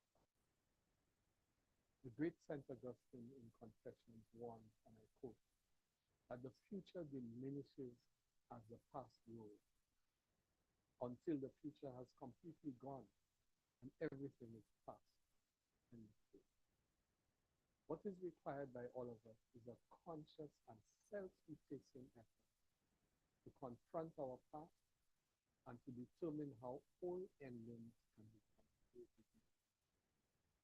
I have noted the attempts from various factions at reshaping the narrative to justify, explain, excuse the demise of it. The truth of October 19th and the events leading up to it can never be told unless the principal actors make their confession for the absolution of history. No better summation of the experience of the Grenada Revolution in its totality can be found than Charles Dickens' description of the French Revolution in The Tale of Two Cities. It was the best of times. It was the worst of times. It was the age of wisdom. It was the age of foolishness. It was the epoch of belief. It was the epoch of incredulity. It was the season of light. It was the season of night. It was the spring of hope. It was the winter of despair. There is something to be noted in the experience of South Africa at the end of the apartheid regime when Mandela established the Truth and Reconciliation Commission to exorcise the accumulation of hatred, anger, and bitterness that for too long imprisoned the psyche of the youth. There were many then for whom change was simply exchange and not meant to be an acknowledgement of wrongs committed, followed by the turning of a new page in history. One of the most profound reflections on the demise of the March 18th revolution is a book I gave called Omens of Adversity, Tragedy, Time, Memory, Justice. Scott explores the ways in which people sense time in the aftermath of political catastrophe as a disjointed reality. And I quote, the present no longer stands as an expectant moment between a past that must be overcome and a future that promises a resolution. In this context, the aftermath of tragedy sticks to the present, leaving us mired in immobility, pain, and ruin, unable to move forward. I was privileged to attend the 50th independence celebration held only a few weeks ago. The theme of the celebration, one people, one journey, one future, could not have been better chosen at this historical time. 50 years might be middle age in the life of an people, but in the life of nations, it is an age of adolescence and generation. I attended some of the signal events, such as the joint sitting of Parliament, the unveiling of the commemorative Eastern Caribbean $50 note, the launch of Vision 75, and the national life. At the joint session of Parliament in commemoration of the 50th anniversary of independence, Senator Lacrette described what he felt was, and I quote, a spirit of prophetic relief that is shifting the trajectory of Grenada Caribbean. Notwithstanding the political peacock, it was refreshing to hear his accolade of former Prime Minister Keith Mitchell as the longest serving and elected Prime Minister in Grenada. Indeed, this extraordinary sitting of Parliament stands out for me as a true exemplar of what our parliaments in the OACA should represent. A space in which differences can be clearly delineated, but always subordinated to national interests. The unveiling of the commemorative Eastern Caribbean $50 note was another important first step in reconciling our past. I never would have thought that in my lifetime, the reconciliation of Eric Geary and Maurice Bishop as accepted figures, as national icons, would have been possible. There's a favorite quotation of Prime Minister Ralph Gonsalves from Karl Marx's 18th Brumaire and Louis Bonaparte written in 1852 that sheds light on this historical dissertation. Men make their own history, but they do not make it as they please. They do not make it under self-selected circumstances, but under circumstances existing already, given and transmitted from the past. In the reconciliation of the past, Geary's political contribution to the advancement of the black disenfranchisement class, who was subordinated by the plantocracy under colonial rule, must be given its due recognition. Unfortunately, it is not widely recognized in the political narrative that Eric Geary, while working in the oil industry in 1943 in Aruba, taught evening school for workers under the auspices of the Aruba branch of the Universal Negro Imprisonment Association. This was the commencement of his position as a champion of the working class. On his return to Grenada, his mobilization of the exploited working class was rapid, and his ascendancy to leadership with the formation of the Grenada Manual and Mental Workers League was material.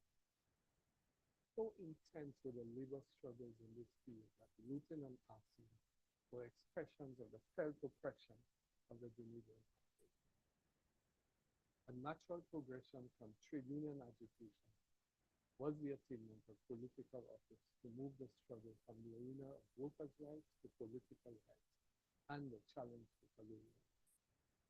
He became chief minister in 1961, premier in 1967, and first prime minister in 1970. An objective examination of the history of Grenada or any other country reveals that at every point in history, the ascendant leadership is the product of the prevailing material and subjective conditions of their society. Remember Marx, leaders make their history, not as they feel. They do so within the conditions set by the historical moment that has been shaped by the past. This is the lens through which we can contextualize every leader who has emerged under the Grenadian political landscape. And it is most applicable when these leaders stand up, for better or for the worse, in the queue of history. And although the chroniclers of history may take some time before a proper accounting and reconciliation is done, at the level of the masses, it does not take long for this to be. I recall in the first weeks of the March 13th Revolution, when I visited agricultural estates on Northern Pool, conducting linguistic research in preparation for the literacy pathway. Elderly workers would say to me, "He's happy with what Brother Bish doing for us, but we'll never forget Uncle because he gave me the first on the way." An important symbolic first step to reconciliation of the past in the future. Therefore begins with recognizing the contribution of each national leader to the advancement of the nation, while ultimately not sweeping under the carpet their weaknesses and failures. In folk wisdom is giving Jack his jacket, while not ignoring his transgression. It should be noted that in the annals of French history, Louis XIV, the longest serving king, 72 years, absolute monarch, the Sun King, is as recognized as Robespierre, the revolutionary who presided over the Reign of Terror. The experience of Grenada at 50 was consistent in initiating this shift of trajectory. In many ways, that moment may well turn out to be that pivotal moment between a past that must be overcome and a future that promises a resolution. With a tumultuous history, differences are not so easily put aside, but reconciling the past is the first step to shaping a prosperous future.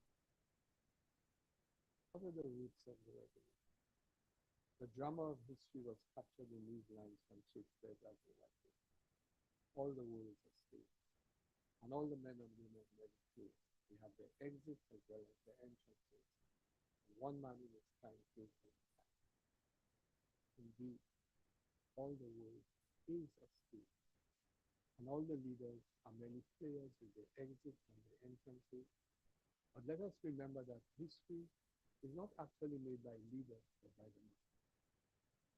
No one becomes a leader without a coalescing of leadership, situation, and mass.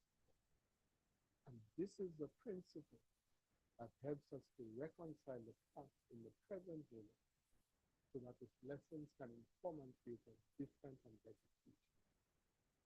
This is what defines the entrance and the exits of leaders. It explains in the long march of history the era of the Eric Gale, the Maurice Bishop, the Keith Mitchell, and it will also be the judgment of the spectacular life of the Dickon Mitchell. Learning from the past is what makes the present as expectant role that prepares us for the future. And besides our own personal and national experiences, there's a wide compendium of human historical experience, as well as projections of the imagination. The essential lessons, for example, of George Orwell's novel Animal Farm, written in 1945, are worth noting because they speak to universal tendencies of politics, whatever the ideological form. The tendency for leaders intoxicated by power to contradict the very ideals that they originally championed.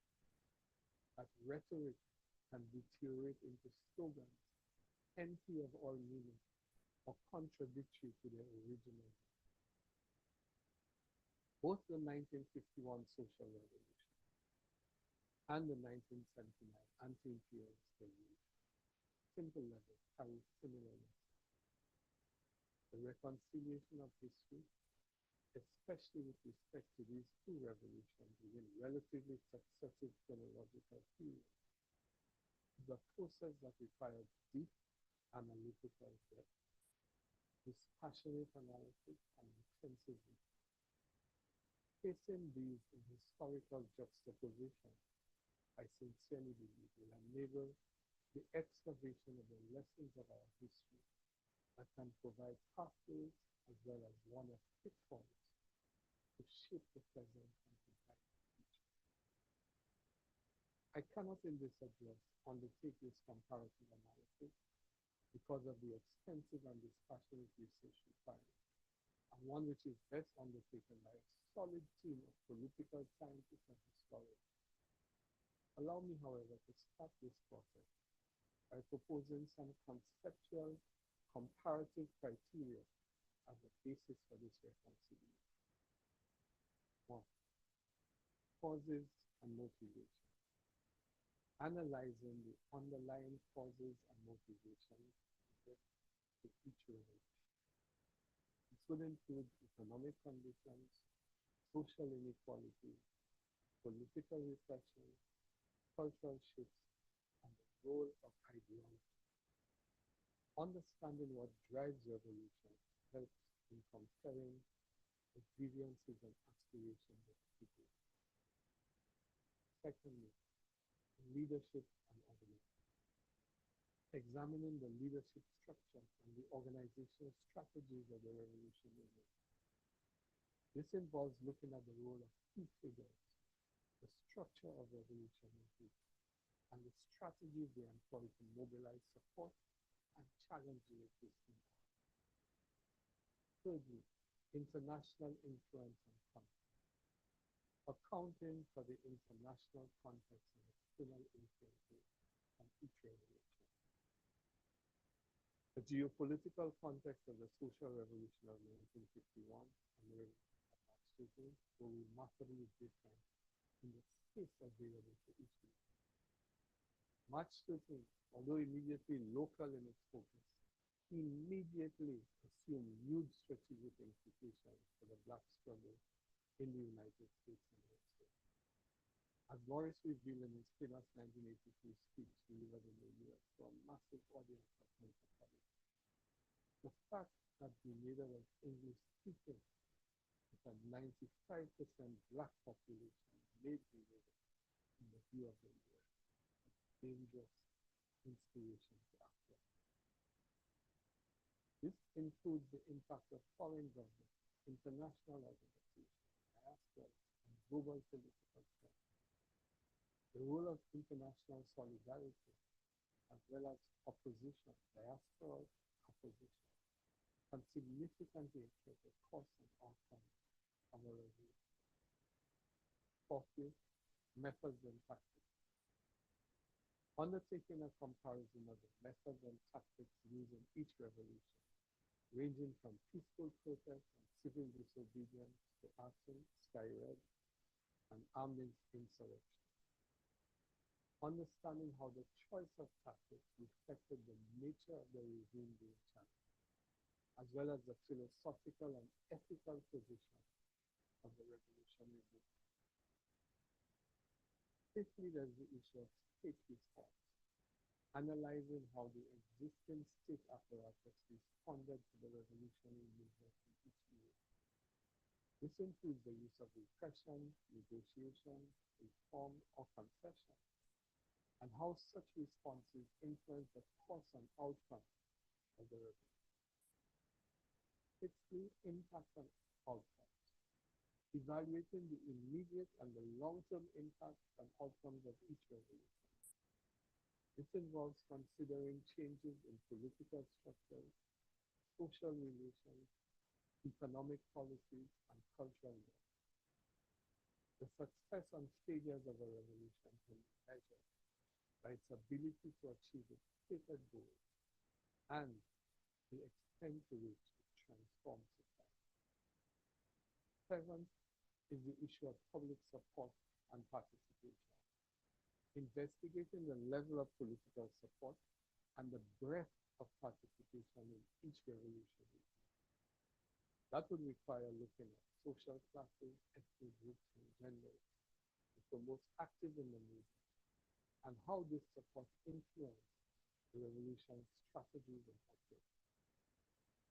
Eighth, and lastly, legacy and memory. Examine the legacy and memory of each revolution, including how it is commemorated, celebrated, or condemned in the country's historical narrative, in its education system, and cultural expression.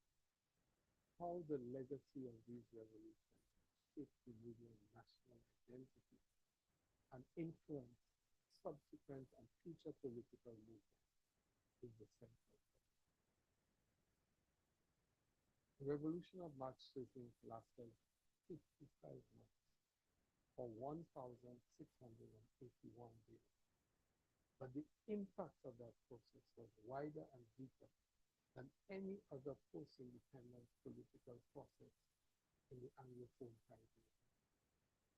One of the most striking features of that process is the level of public support and the breadth of public participation. Indeed, had the New Jewel movement not been able to galvanize broad public support, March 13, 1979 would easily have been a failed insurrection rather than a popular revolution. Throughout the lifespan of the revolution, this broad public participation was institutionalized as a central legitimating principle of the revolution in almost every initiative undertaken by the revolution. In education, the CPA Literacy Campaign with volunteer teachers of all ages, teaching learners of all ages. In community cleanup, construction of community facilities, repair of roads and other infrastructure.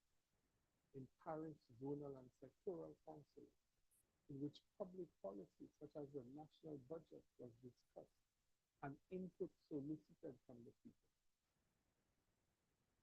In my view, the most basic contradiction of the revolution is the disconnect between these mechanisms of popular participation and the highly centralized Leninist mode of operation.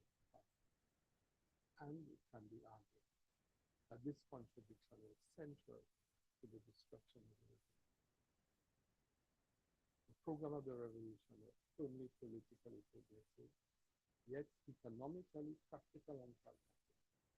And the catalogue of its accomplishments speak for themselves in social development, empowerment of women, improvement of the living standards of the general population, but especially the marginalized, the growth of the economy, the improvement of infrastructure, with the construction of the international airport as its biggest accomplishment.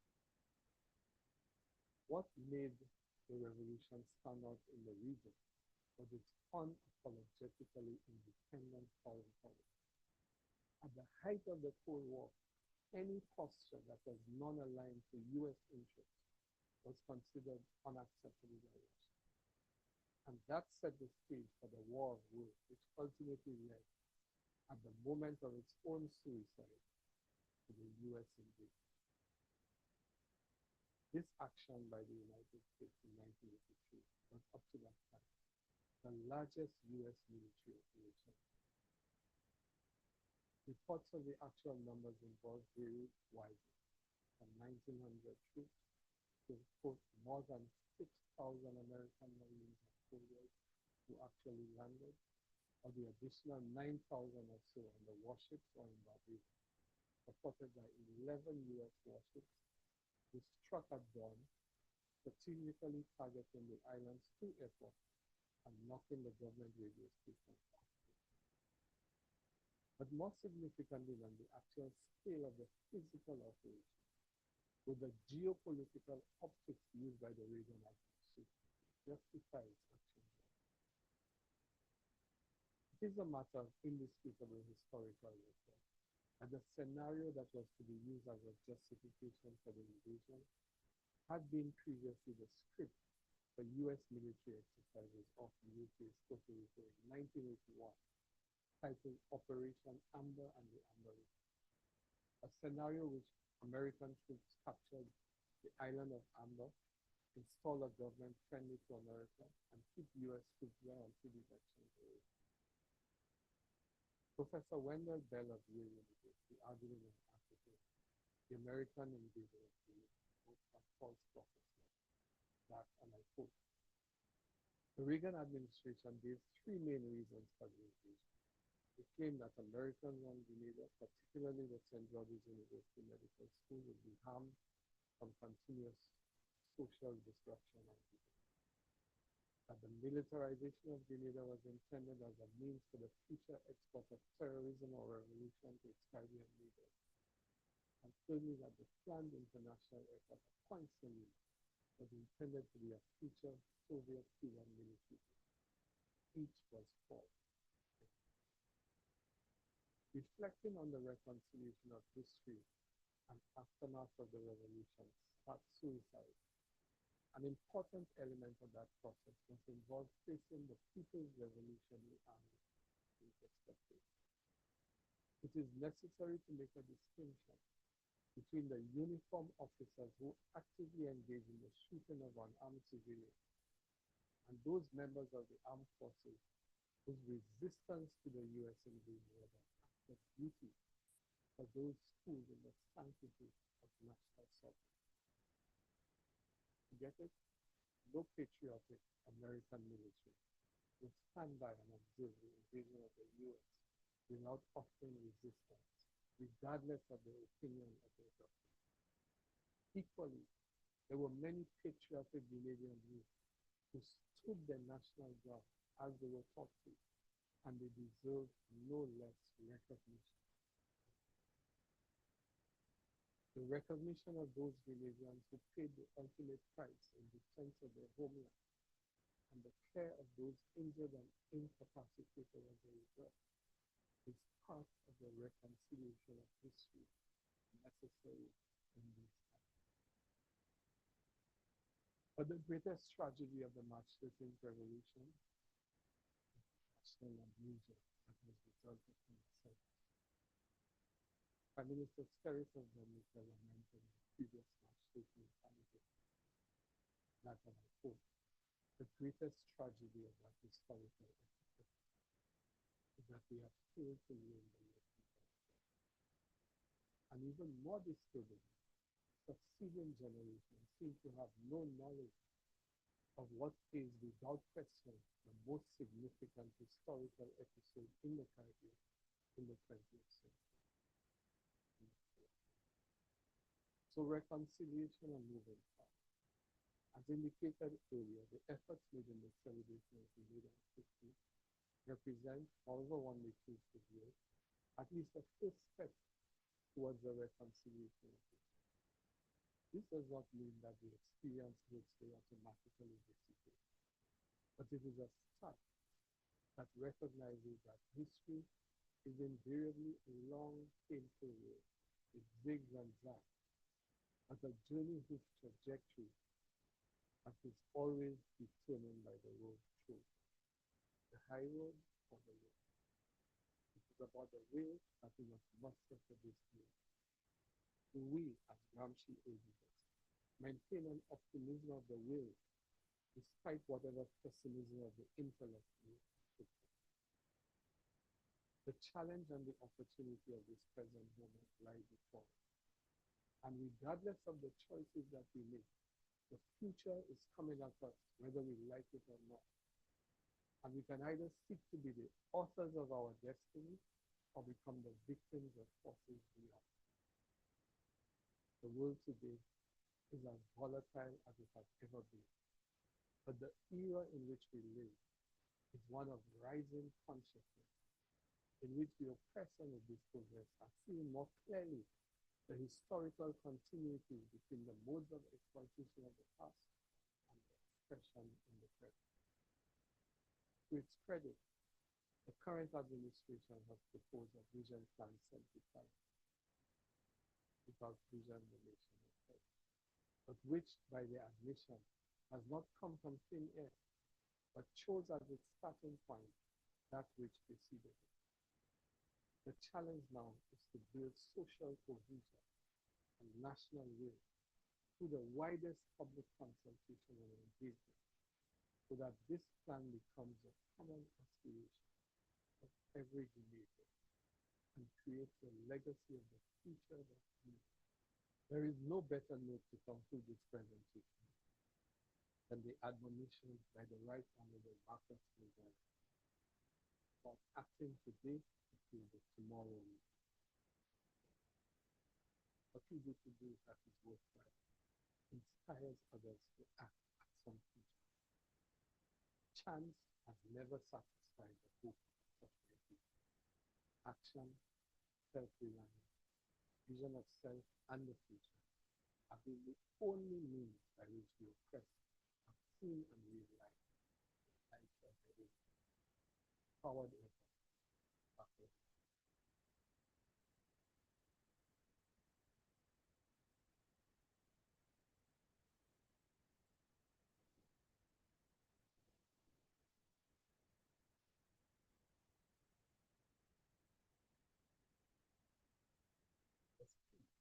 remembering the bright newborn for Grenada's children and great-grandchildren. With this in mind, the revolution embarked on some radical transformative programs. Prior to the revolution, only a small percentage of teachers had professional qualifications. The only teacher training school on the island ran a 2-year program with an annual intake of 40 teachers. The National In-Service Training Program, or NISTEP, was devised to train all 600 teachers in just under 2 years. Alongside NISTEP was the Community School Day Program, which involved members of the community and schools while teachers were out training.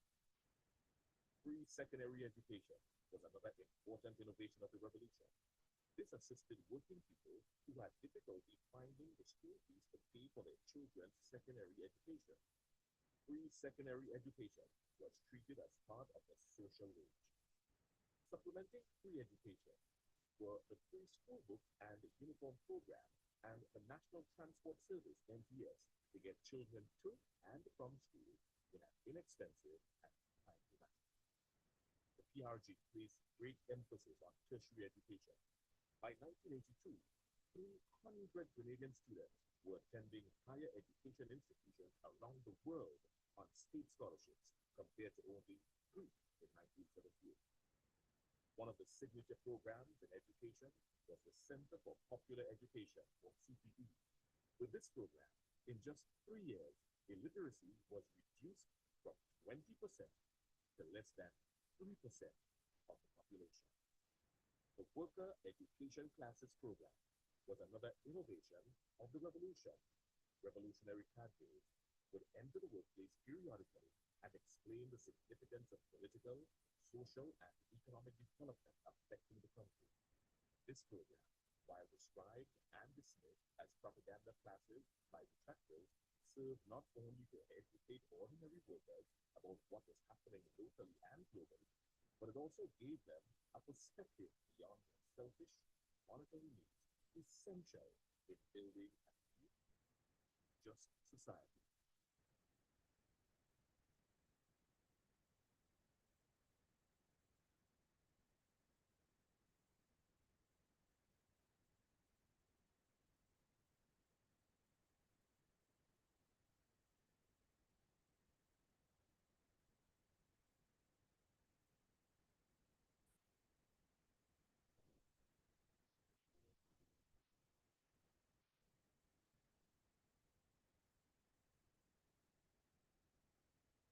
Area of health, like in other areas, the revolution undertook a radical transformative program centered on mobilizing the collective creativity of the people. Health service emphasis was on preventative medicine at the community level. Comprehensive public health education component. This people-centered approach to healthcare was manifested in the approach to the dengue fever crisis in 1980. The immunization of agricultural workers against tetanus during the revolutionary period. A major problem the revolution inherited was the combined effect of scarcity of doctors and substandard level of healthcare facilities. From very early in the revolution, 12 specialist doctors, including 3 dentists, were brought in from Cuba. This greatly reduced the need for medical-related travel to another and improved the doctor-patient ratio. Dental clinics were set up in each of the 7 parishes. A new eye clinic and fully equipped maternity unit was established at the General Hospital. Greater use was made of nurse practitioners, and a 24-hour casualty service was established at the General Hospital with 2 doctors living on the premises. Medical provision was also extended to the islands of Carriacou and Martinique, with 2 resident doctors and 1 dentist, and establishment of a new health clinic. Simultaneously, scores of young people were given scholarships to study medicine overseas, particularly in Cuba. Outside the provision of free healthcare at the community level, the maternity leave law was one of the more iconic achievements of the revolution. The passage of this law, spearheaded by the National Women's Organization, protected the livelihood and postnatal health for women. It guaranteed 3 months of maternity leave with full pay, together with the right of the employer with the same employer. The peace of mind that resulted from the job security that this law provided cannot be underestimated. Mental health and general health standards.